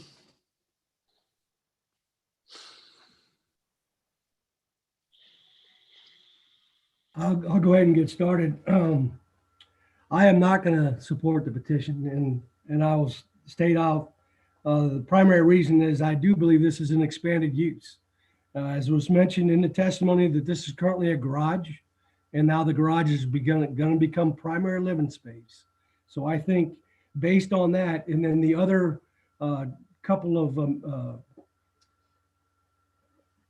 the standards here that aren't being met in terms of variances, is I do believe that this hardship is the result of what the applicant's doing, and the prior this action would then in the future result in greater financial gain And then finally, I don't believe that based on the character of the neighborhood as it exists today, that this doesn't fit the general characteristics of this neighborhood. So I'm gonna vote against this petition. Other members?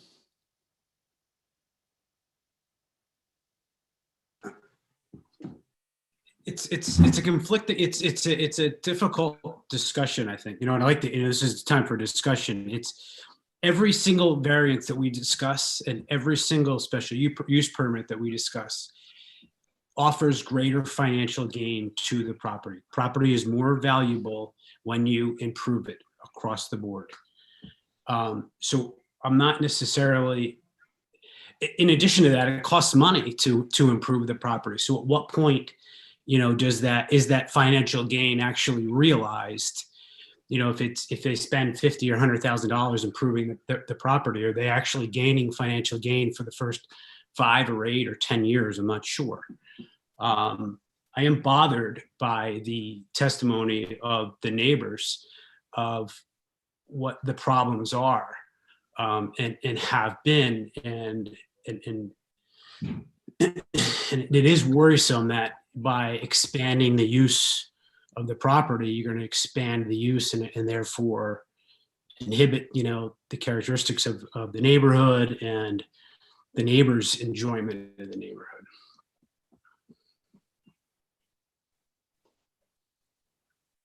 What do you think, Jim? I'm going to call around and get some more input. Mr. Silvera? Well, I'm gonna vote to deny because of the expansion of the use of the property, as was previously stated. I believe with all the problems that exist, expanding the use is a detriment to the property. Thank you, Mr. Stewart. Mr. Gambrell?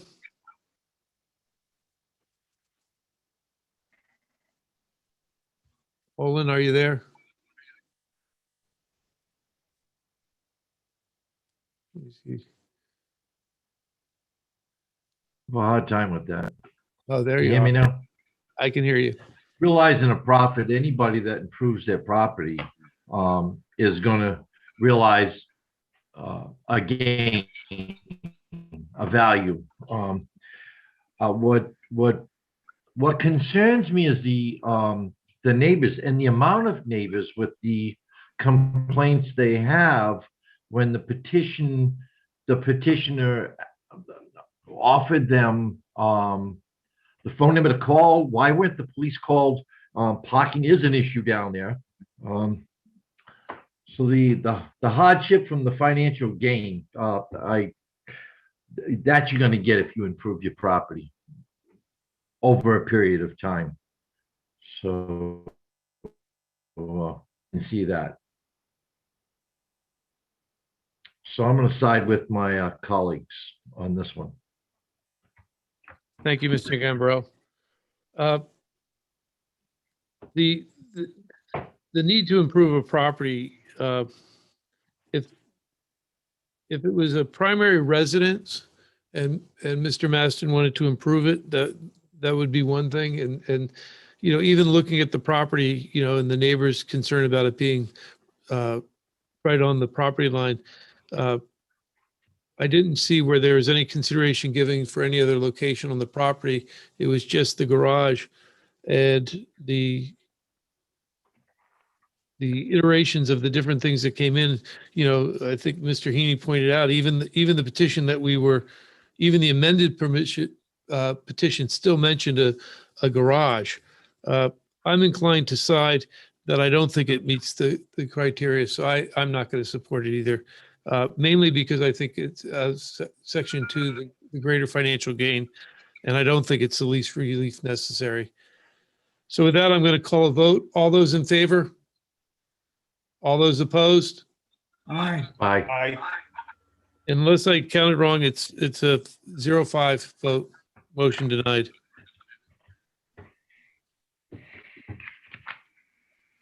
Thank you for your time. Thank you, Mr. Chairman, members of the board. At this point, I'm going to ask that we take a 10-minute break and that we reconvene at just about 8:20. Is everyone good with that? Yep. Okay. Okay, see you Fine. guys at 8:20.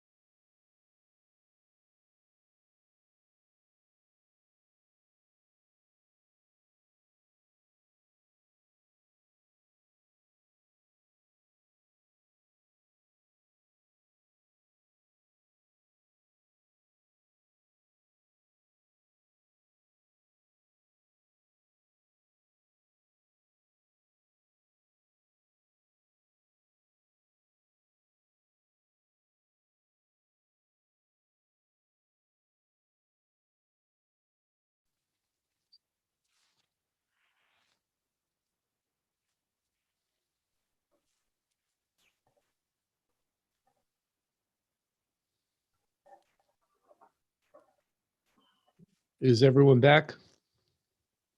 I'm here. Good. Mr. Costa, are you back? Mr. Reagan?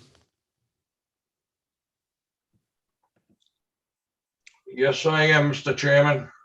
Thank you, sir.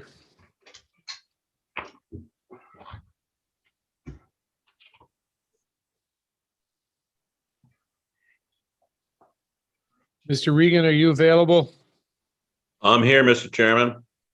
At this point, I'd like to call the meeting back into order. And just to let everyone know, it's my intention to try to get through the agenda tonight. I know it's 8:22 right now. The hard stop will be 10 o'clock as long as I have a board that will sit here with me. Does anyone have a conflict with that?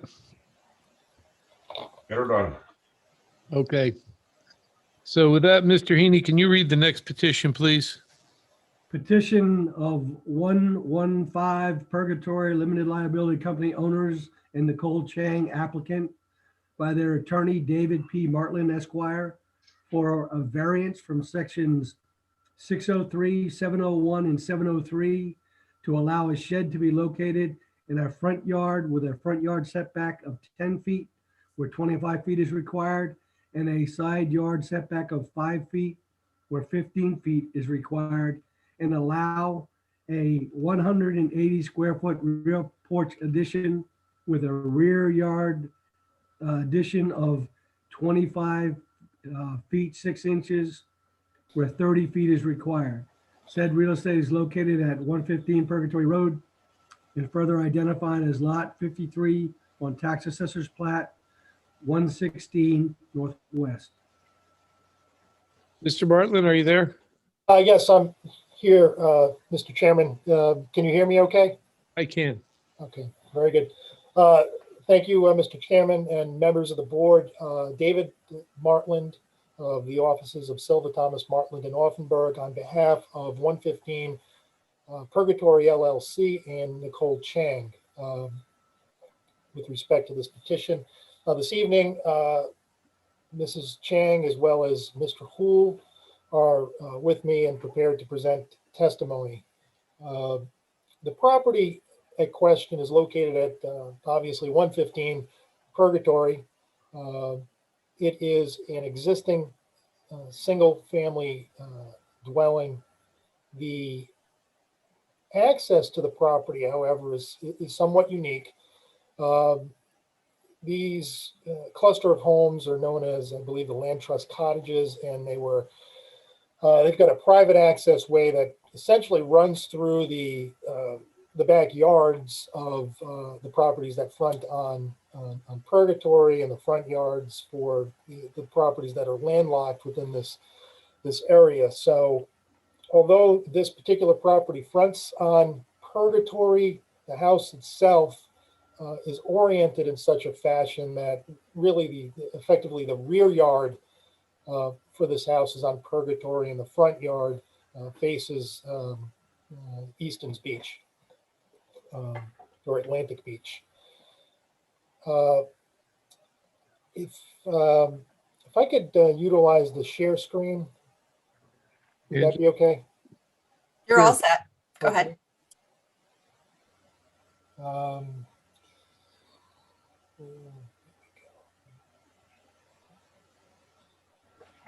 Okay, can everyone see the photo?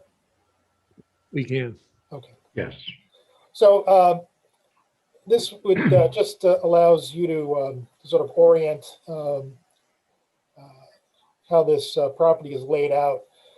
My cursor is over here on Purgatory. So the front of the house is facing the beach. This is the access way that actually cuts through the yards that gain access to the various properties. The driveway for the home is located on the west side. And on what is essentially the rear of the house for zoning purposes, but the front of the layout is, you've got a stone patio that's located on the front. This is the location where the Changs would like to build it's referenced as a porch addition, but it's really sort of a fixed roof. They want to put a fixed roof over this area so that it provides shade, because it gets extremely hot during the summer months. So they want to provide for a fixed roof over this portion of the property. It's not going to encroach any further than the existing stone wall that's there. And the second part of the petition involves a shed, and you can't see the shed in this photograph. It's located behind the home, and they want to take it and relocate it to the driveway area at the end of this driveway. That way it's easily accessible from the driveway. Now, in this district, there is the front yard is required to be 25 feet.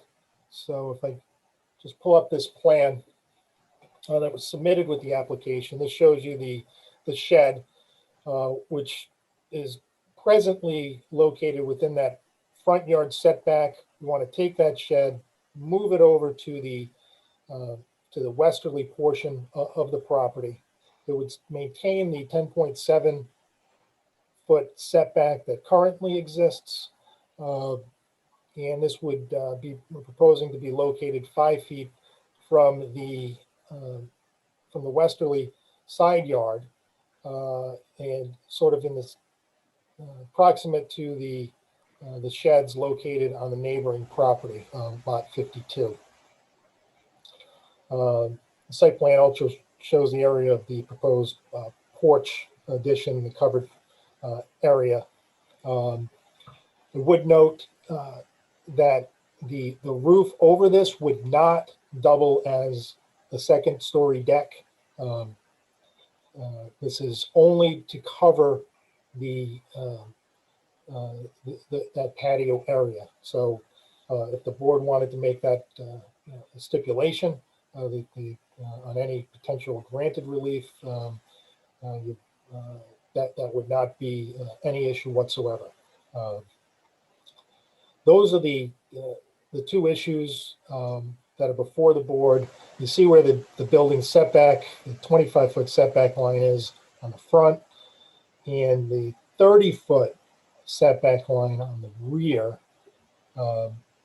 So we're slightly incurring into that rear yard setback, looking for that variance relief there. I've got Mr. Hool, who's ready to present his review of the proposal and provide testimony, if I may call him as a witness. Certainly. Mr. Hool, are you there? I am indeed. Raise your right hand again, Mr. Hool. Do you swear the testimony this evening will be the whole truth and nothing but the truth? I do. State your name and address for the record.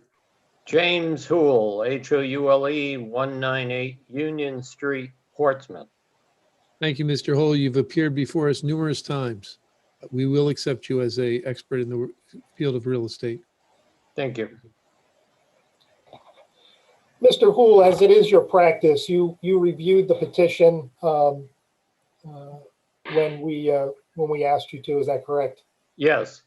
And why don't you just take the board what you went through in order to form your opinions that you're going to testify to this evening? Sure. As it turns out, I had just recently appraised this property. For a totally different purpose. So I had been through the entire property and was very familiar with it. And what I found very interesting is that when you look at the property, the photographs that exist of it, there is a roadway that comes in to the back of the property, or what appears to be the front of the property. In a way, it's sort of confusing because the actual frontage of this lot is on Purgatory, and the rear of the lot has the driveway on it that services all the parking area for the rest of the land trust cottages that are there. So it makes it appear as though the porch area is very close to a roadway, but in fact, it's not. It's set back from it. So the applicants are looking to cover what is an existing porch area, and they are looking to move the utility shed from the backyard.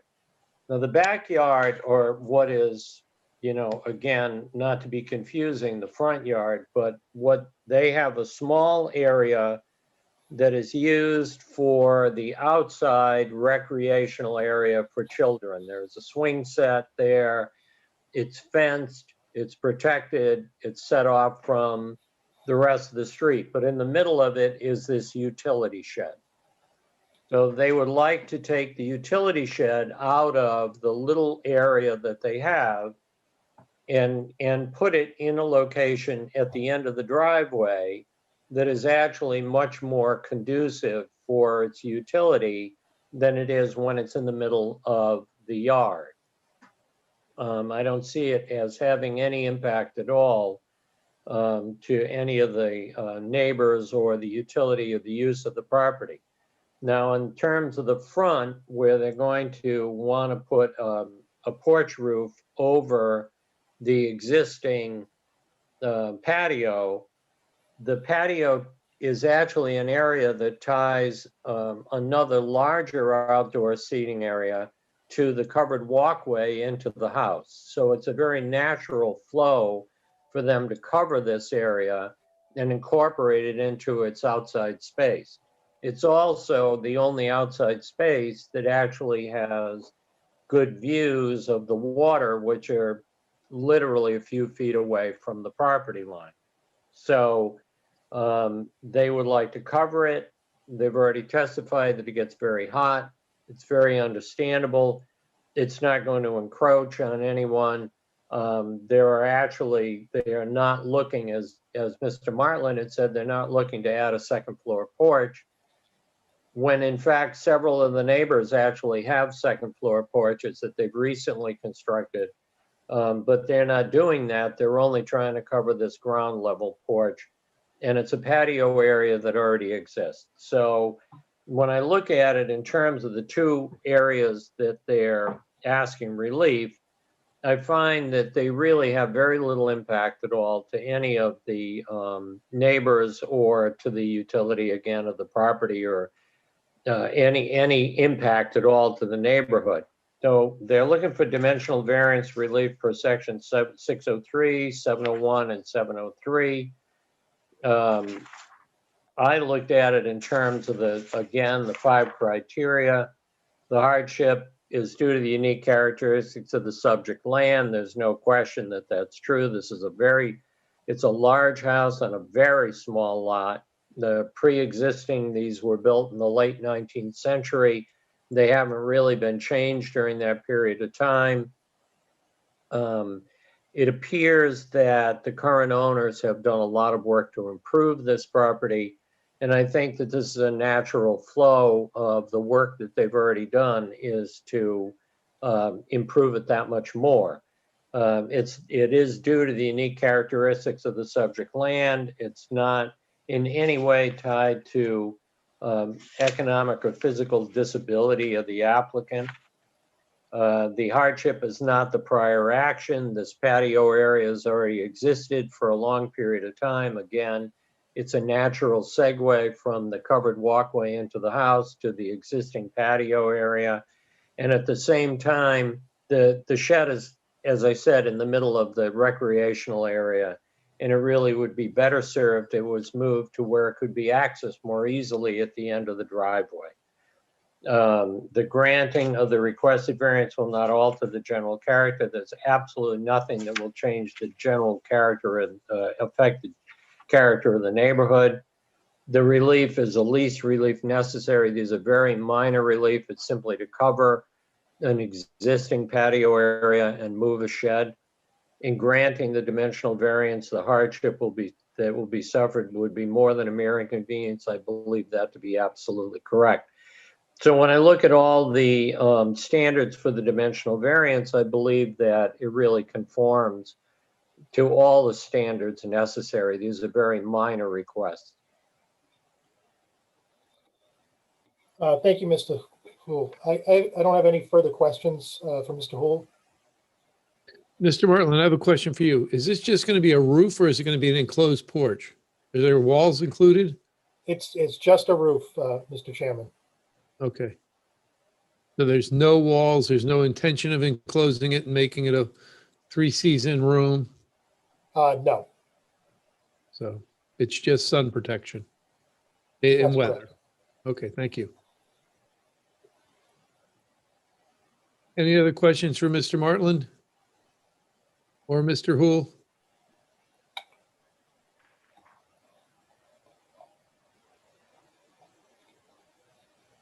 Seeing no questions, you don't have any other experts that you want to put on, Mr. Martland? No, I don't. I'm going to open it up to the public then. Is there anyone on the line that would like to speak either for or against the petition? Please raise your hand. If you're on the phone, it's *8. *9. *9. I was off by 1.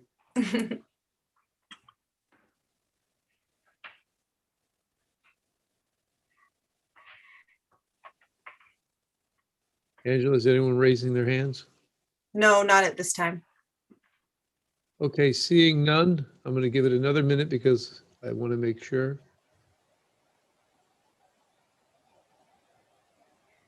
Seeing that there's nobody in the public that wants to make a comment, I'm going to close the public hearing and ask that my board make a motion.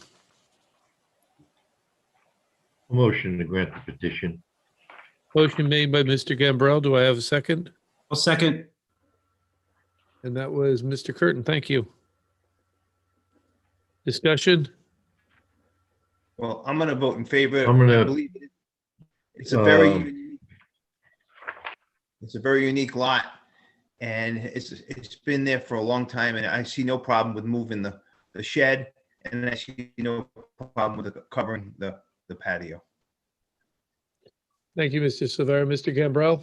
I agree with Mr. Silvera. I'm going to vote in favor of the petition. It is a unique piece of property. Any other comments from the board? I too am going to support it. I think having a weather cover there is not an extreme request. I think it meets the minimum required relief for the full enjoyment of the property.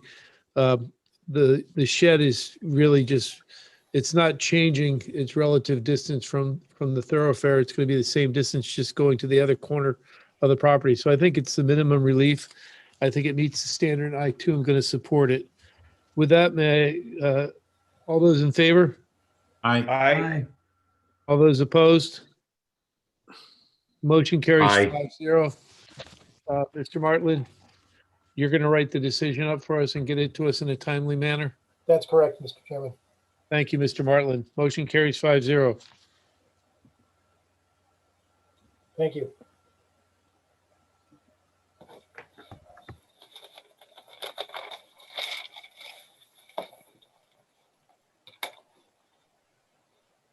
Mr. Heaney. New petitions.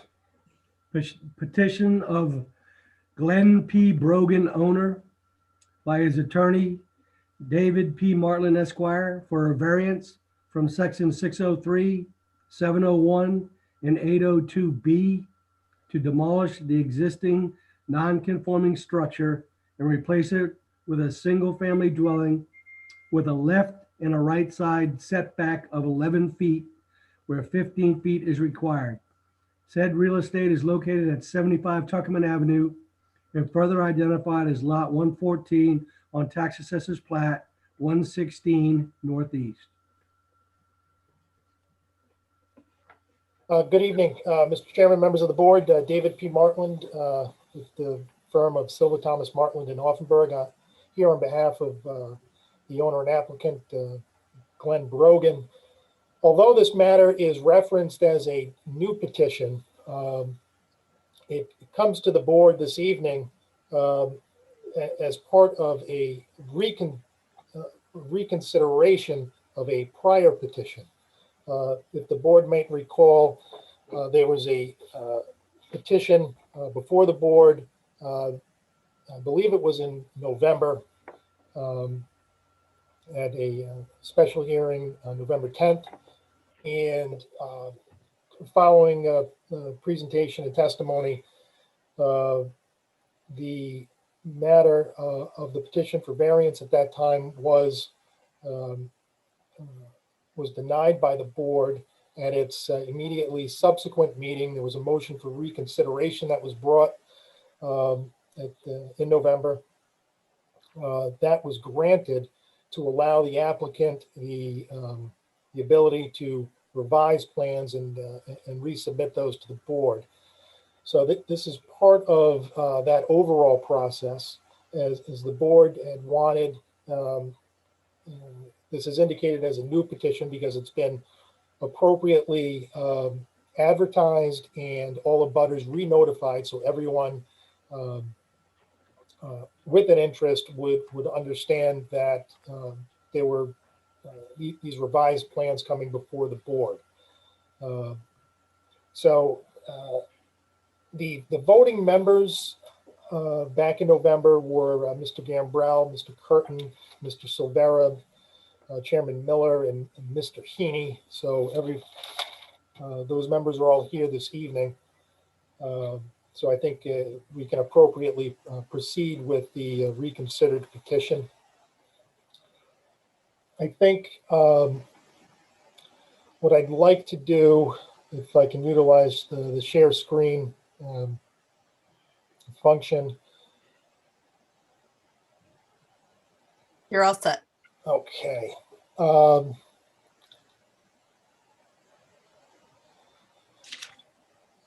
So this was the original site plan with the original petition showing the areas that incurred into the setback. There's an amended site plan now with this residence. So it meets the front yard setback of 25 feet, meets the rear yard setback of 30 feet. The sides have been pulled in from where they came out an additional 3 feet in the prior petition. So where they were 8 feet from the side yard, they are now pulled in to 11 feet on both sides. So the requested variance for the setback relief is 4 feet into each side yard setback. This is a 50-foot wide lot, as the board is aware from prior testimony. So it's now more compliant with the side yard setbacks. The lot coverage under this amended plan, the foundation only is a lot coverage of 21.5%. If you include the overhangs for the roof, as well as there is a small balcony on the front, as well as a covered porch area, the total lot coverage would then come up to 24.9%. So it's under 25%. So it meets all of the appropriate lot coverage for this area. As the board is also aware, there's an existing 2-story home on the property that's located in this area with an attached garage and deck that immediately abut the southerly side yard setback. So the present house is located 8 feet from the northerly side yard setback, and the garage, really just pretty much abuts the present southerly side yard setback. So the proposed plan makes it, I believe, much more compliant with the zoning regulations. The original plans, this was the original plan that was before the board. of the different views of the house. The revised plan that was submitted, this is now the front elevation. It's roughly 28 feet wide.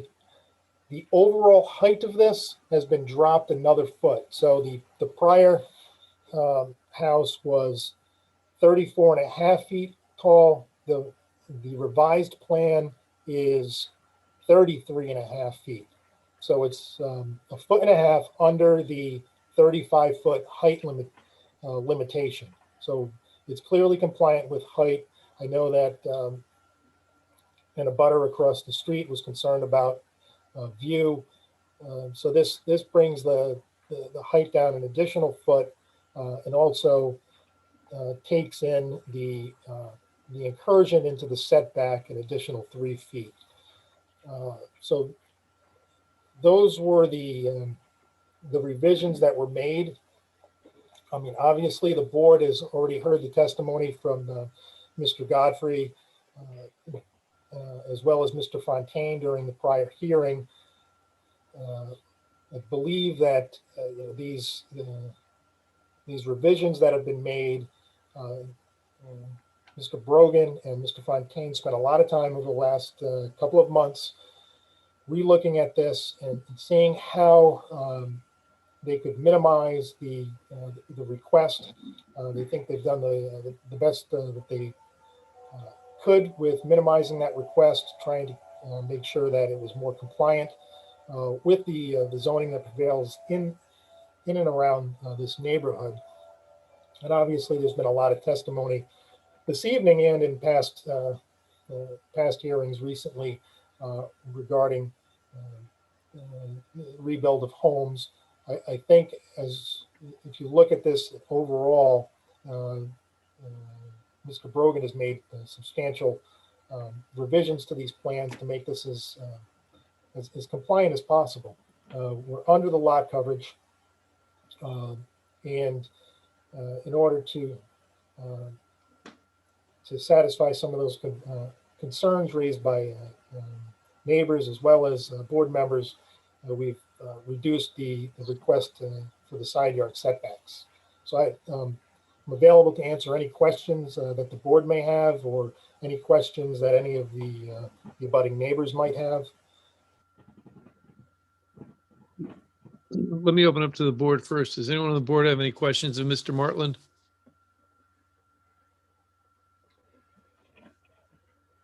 Okay, let me open it up to the public. Is there anyone on the line that would like to either speak for or against the petition? Please raise your hand. I see one hand raised.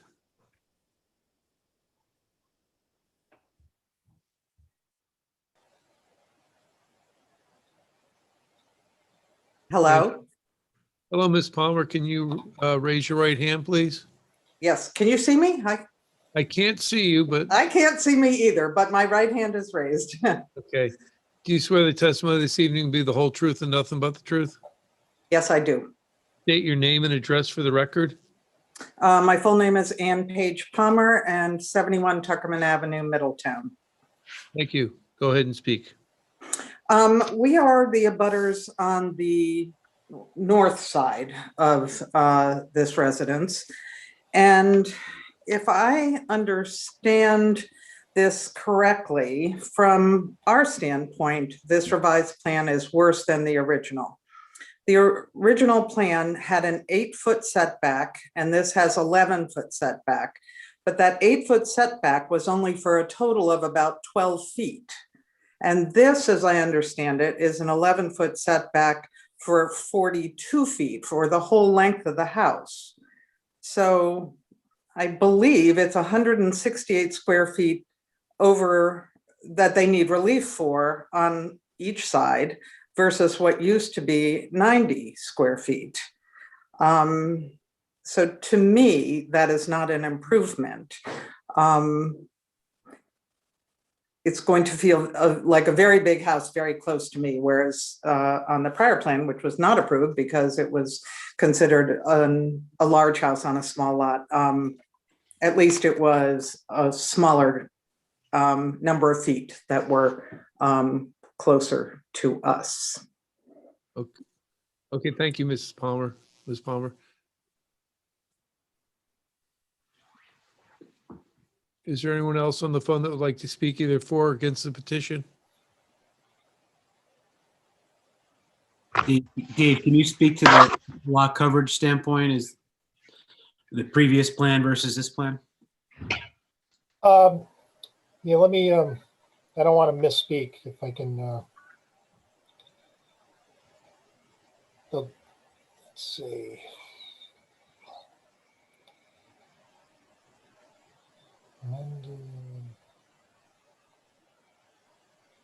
So there is a 0.2% in overall increase. Over the previous plan? Yes. So 0.2%. So it's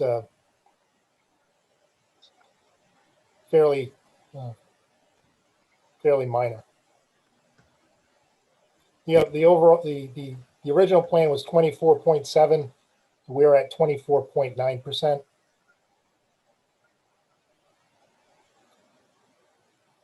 Including the porch. Hey, show the new drawing now, please.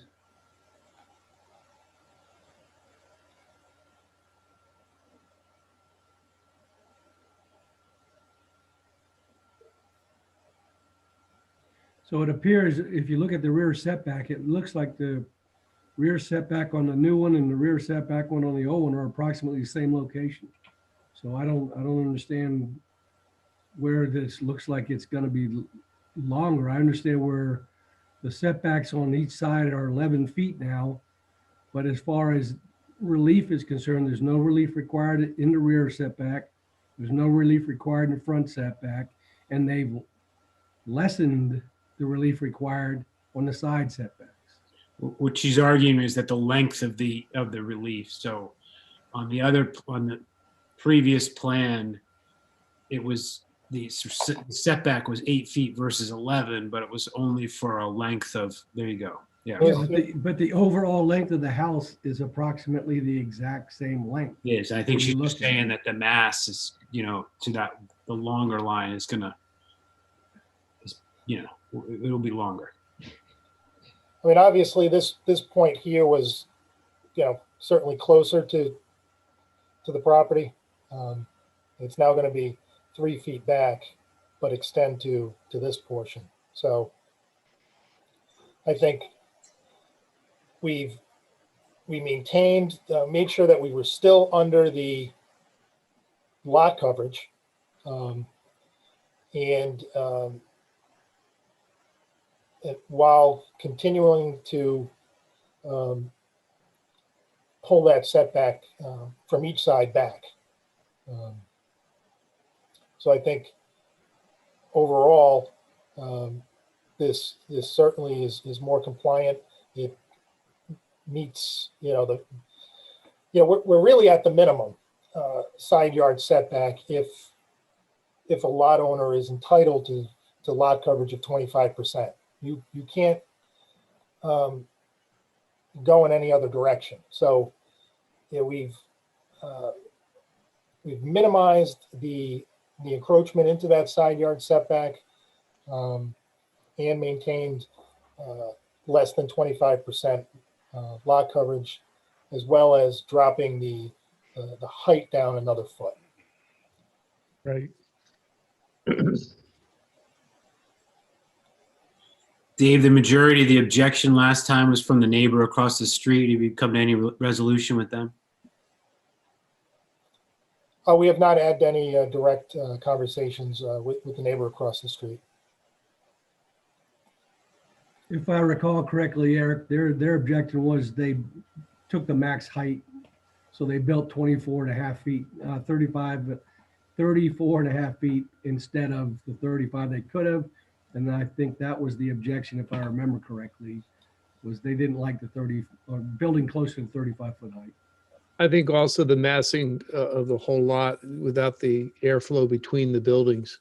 So I think increasing it, 3 feet on each side, if you read the zoning code, that allows for better light, better airflow. I think overall, the intent has been accomplished. And as Mr. Martland points out, we're maintaining the front and the rear setback. And, other than just, making it a very narrow house, I think this is a reasonable combination. Just looking at it, I mean,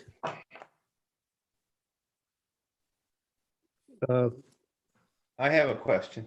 go ahead, Mr. Silvera. What's the difference between the height of the existing house that's on the property now and the new house? Others, the existing house, and forgive me, I haven't measured it. I've only, driven by it. So it's 2-story, and, I'm gonna guess it's, I don't know, 20, 22 feet. Yeah, I'm looking at the picture on the tax map right now. I'm looking at that right there. And it's looking like it's probably 22 feet or something like that. Right. And the new one's going to be what? How tall is it going to It's be? going to be 33 and a half. Well, 11 more feet than that on a small lot like that. That's a lot of Right, which, this lot isn't much different than the lots that the board has recently seen on Alston Ave. Obviously it's an undersized lot. It's only 50 feet in width. So we're only the only request is for the side yard setback relief. There's no request for lot coverage. There's no request for any for height. In fact, we've dropped the height, which is allowed at 35, down to 33 and a half. So I think those are very reasonable, accommodations or concessions, rather, that the Brogans have made to come up with a design. And the height is something that we have wrestled with time after time, because it's right here that they could go to 35 feet. Obviously, when the owner takes that tact, it kind of paints us in a corner in a lot of situations. Well, in this situation, again, this is their second try at getting the petition through, and they've again lessened the height than they did in their original proposal, and they've decreased, the setback requirements for the 2 setbacks they're asking for. So I think from an overall perspective, I think they've made another improvement. They made another improvement, but it's still a large house and a small lot.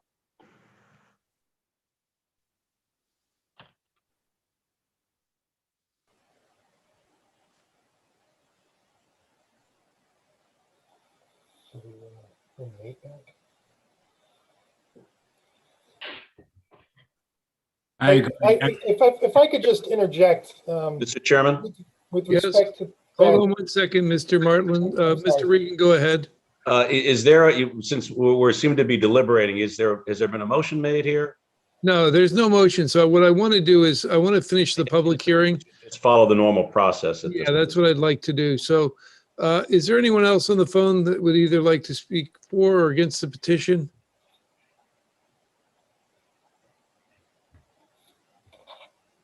Is there anyone on the board that would like to ask any questions of the petitioner or of Mr. Martland?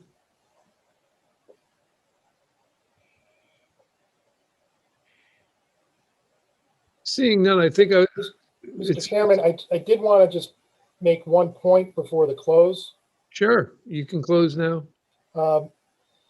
It was indicated that it was a very large house, and I just want to point out that the footprint is only roughly 1,000 square feet on this house. I don't think that is, extremely large. And for purposes of this lot, it meets, again, the lot coverage requirement. So it's not like we're asking for 30% lot coverage with 25s allowed. This is, coming in just under 25%, which is what's allowed. And you can't get to 25% without having some incursion into the setbacks.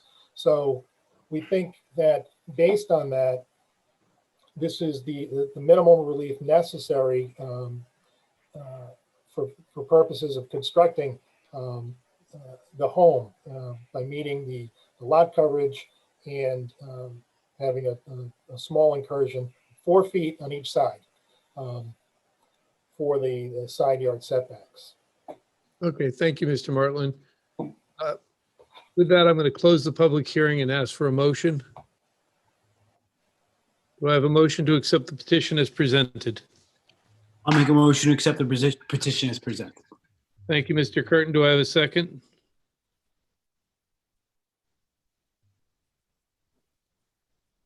I'll second it. Thank you, Mr. Heaney. Discussion?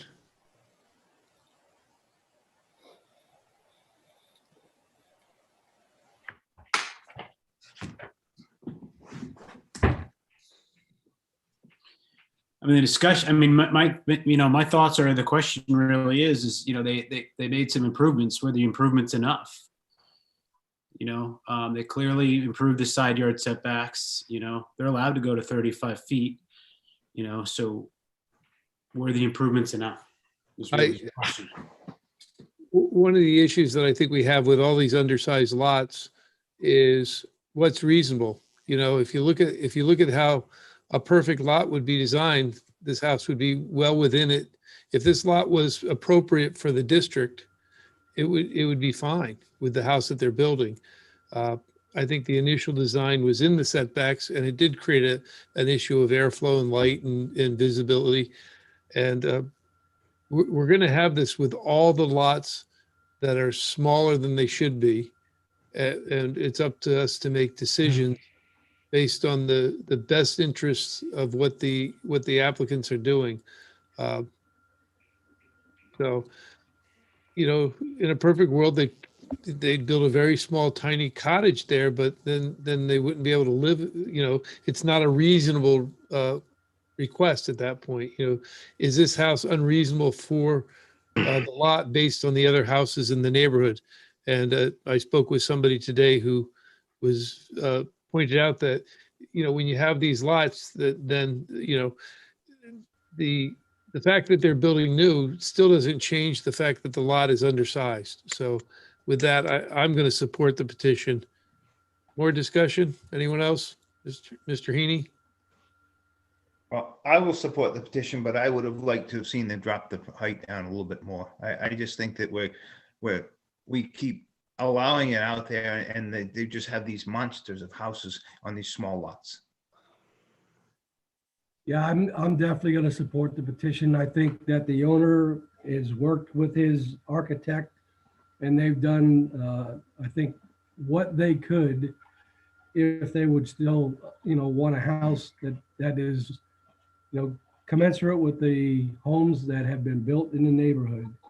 And while some may argue that they're big and they're oversized, it has become, the nature of that neighborhood. And when you look at, the standards that we're looking at here, this hardship that they're seeking relief from, we know that it's not something they created. It's because of the lot. And as far as, the argument over height, I understand that we don't want people to max out these small lots. And in my opinion, that's what these improvements were for, is to take into consideration not maxing out the lot. And then in particular, the improvement that was mentioned by the chairman about the airflow and light, et cetera. I think this design definitely accommodates that. So I'm going to support it. Any other discussion? I'm going to support it too. I mean, I don't like the fact that it's as high as it is. I'd like to see it a little bit smaller, but the willingness of the petitioner to work with it, reducing the size of the setbacks, and then increasing the airflow around the structure, I'm going to support the petition. Thank you. All those in favor? Aye. Aye. Aye. Motion carries Aye. 5-0. Well, I'm opposed. Oh, I'm sorry. Motion carries 4-1. Mr. Curtin dissented.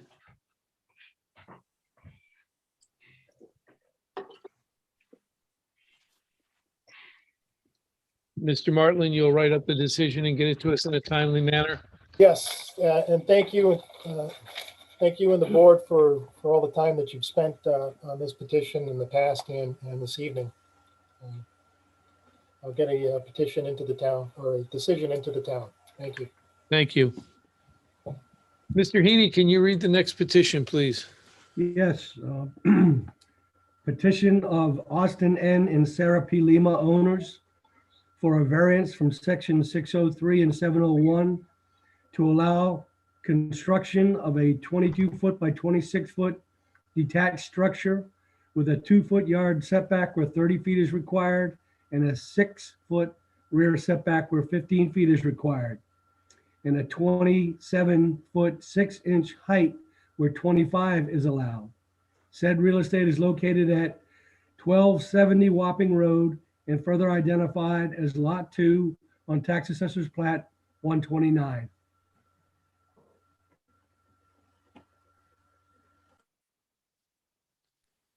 Mr. Lima or Mrs. Lima, are you there?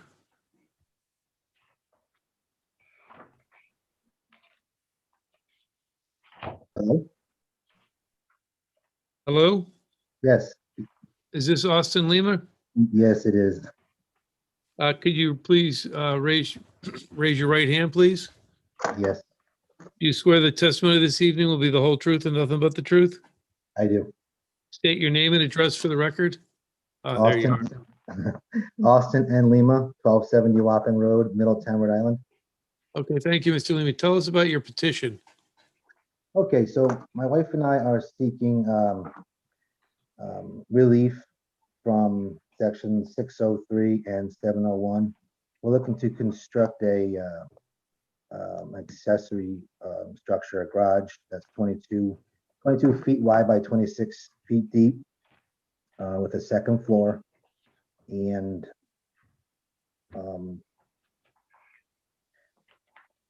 we've lived here for a while and we have 2 children now, and adding the garage would allow us to grow as a family and to utilize the extra space. And the garage is actually going to be constructed or potentially constructed on the downhill portion of the property. So with that 27-foot height, the land actually slopes down from the main house to a lower elevation. So it slopes down probably about 5 feet, and it's actually about 7 feet downgrade from Wapping Road. So there'll be a considerable, I guess, reduction in the overall appearance of the height with that. Is there, just a quick question, is there a reason why you're setting it so close to the side yard and not putting it off of the property line? Well, on the side yard, to push it out further would, I guess, take up more of the backyard, and lining it up close to the property would put it more in line with the driveway, give it more of a street access to the garage. Okay. Also, I believe, wasn't there an issue with leach fields or your septic in there? Yes, well, the septic's located in the front yard, and right now with this the driveway access is on the west of the house, the main structure there. So the septic is located in the front yard, and it kind of wraps around the right side to the right side of the east side of the house, and the tanks are there, and there's not much clearance to have an access or a driveway. Right. And also putting it on the opposite side of the property, on the easterly side. I have two neighbors who are much closer to my property line than the abutter on the west and the southerly portion. Have you talked to your neighbors about the positioning of the shed? I did speak with my neighbors, the neighbor to my to the west, Lauren Marvell. I did talk to her, and she had no objection to it being placed even on the line, but I did want to keep it off a couple feet. And I did not speak to the neighbor to the south for the rear yard setback, but pushing the structure that far back was going to allow us to compensate for that elevation change from the top of the hill. Pretty much where the well is, it drops off a little bit, the 5 feet drop. And so if I were to move that structure in on my property much more, it wouldn't allow for a steady slope. It'd be more of a drop off for the driveway. Okay. That was the intention for keeping it further back there. You know, what about that well? You mentioned it. I was going to ask a question about that. Are you're going to have to bypass around that? Is that correct with your driveway to the garage or barn? Yes. There is about 9 feet of clearance between the property line and the wellhead there. So I could just straddle that side, or I could maybe make it a split somehow to access that. But I wanted to keep, that was another challenge, was I wanted to keep that wellhead accessible in case it needs to be pounded deeper, or if I have to go deeper with that. And a lot of the wells in the area have problems with, so I didn't want to close that off to access for the future.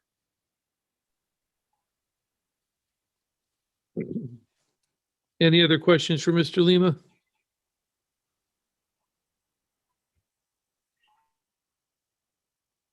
Tommy, you're muted, Tom. That's because I'm not talking. Oh, Tom Silvera. I'm sorry. I'm sorry.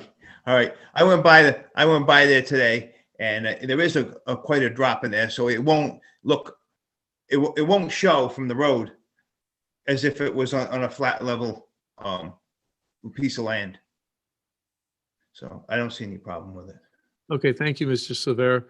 If there's no other question for the applicant, I'm going to open it up to the public. See if anyone on the phone would like to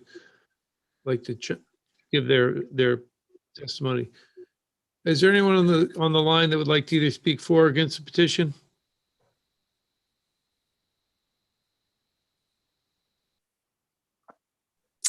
Not seeing any hands.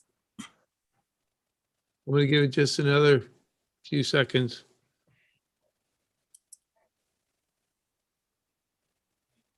Seeing none, I'm going to close the public hearing. Can I have a motion to accept the petition as presented? I'll make the motion to accept the petition as presented. Tommy Silvera made the motion. Do I have a second? I'll second. Thank you, Eric. Discussion? Well, I'm going to vote in favor of it. As I said, I believe the relief is reasonably necessary. It's a very unique lot. It's got a steep slope to it, so I think it will be all right. It'll fit on the lot very well. I'm also going to vote in favor. It strikes me as the least relief necessary, and the fact that the neighbors don't have any issue with it leads me to that conclusion. Yeah, I too am going to vote in favor of it. It's nice when you see that it's only 10% lot coverage, even with the new building. So it's, my concern was being right on the property line, but he did speak to the neighbor to the west, and so I don't have an issue with it. If any other discussion? Seeing none, I'm going to call a vote. All those in favor? Aye. Aye. All those opposed? Motion carries 5-0. Thank you, Mr. Lima. Great, thank you.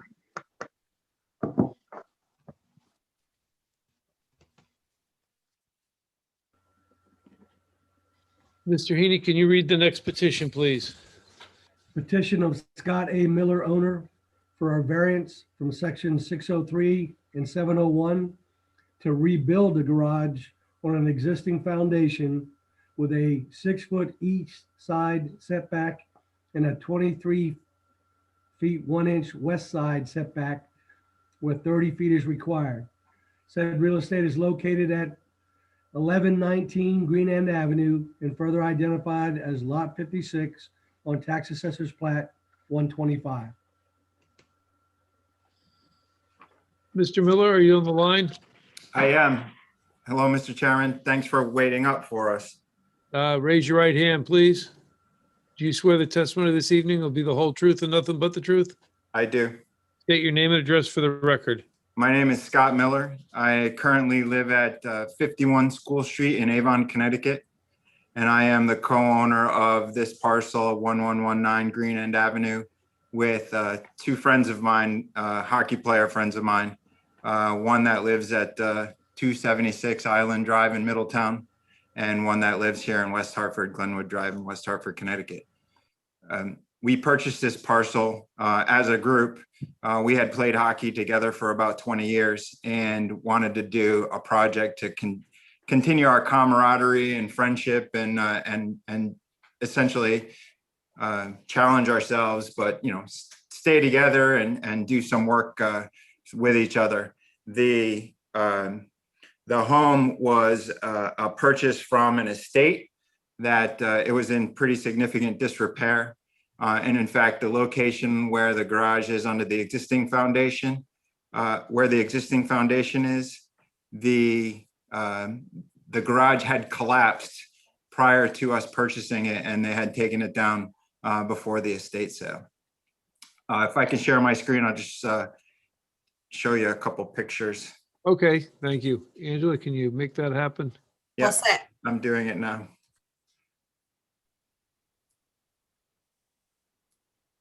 So the location in question, so the house is a 4-bedroom, 2-bathroom home. It's you can see the lot is 50 feet wide by 260 feet deep. We are in an R40 zone. So our proposal is to rebuild the garage on the foundation and existing slab at the end of the driveway where the former garage was. Let's see. We had Northeast engineers and consultants do a survey to identify where the lot lines were and locate the existing foundation and slab on the lot. And you can see that we're seeking relief of the 15-foot, the 30-foot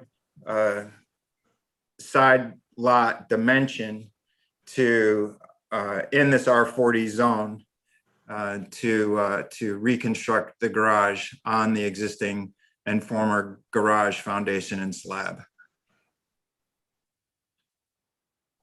Okay. Any questions from the board for Mr. Miller?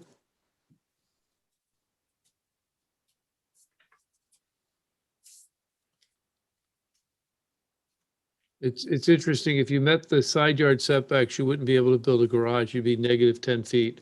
Correct. So it's a very interesting lot that you have there. It was built in 1935, so my guess is it was non-conforming when the regulations were adopted in the town. Yeah, there weren't any regulations back then. The driveway for your abutter, is that all on his property, or is there an easement situation, anything like that? No, that's all on his property. You can see to the backside of our property where they park their vehicles. Yeah. We're good neighbors. That's Eddie. He grew up in the house that we purchased, and not looking to make waves. So, and I don't believe that they are either. So, have you spoken to your neighbors about the project? Not specifically about the project. We did tell him we did want to reconstruct the garage, and he didn't seem to have any issue with it since there was one already there. Okay, thank you. Any other questions for Mr. Miller? Seeing none from the board, I'm going to open it up to the public. Is there anyone on the phone or on the Zoom call that would like to speak either for or against the petition?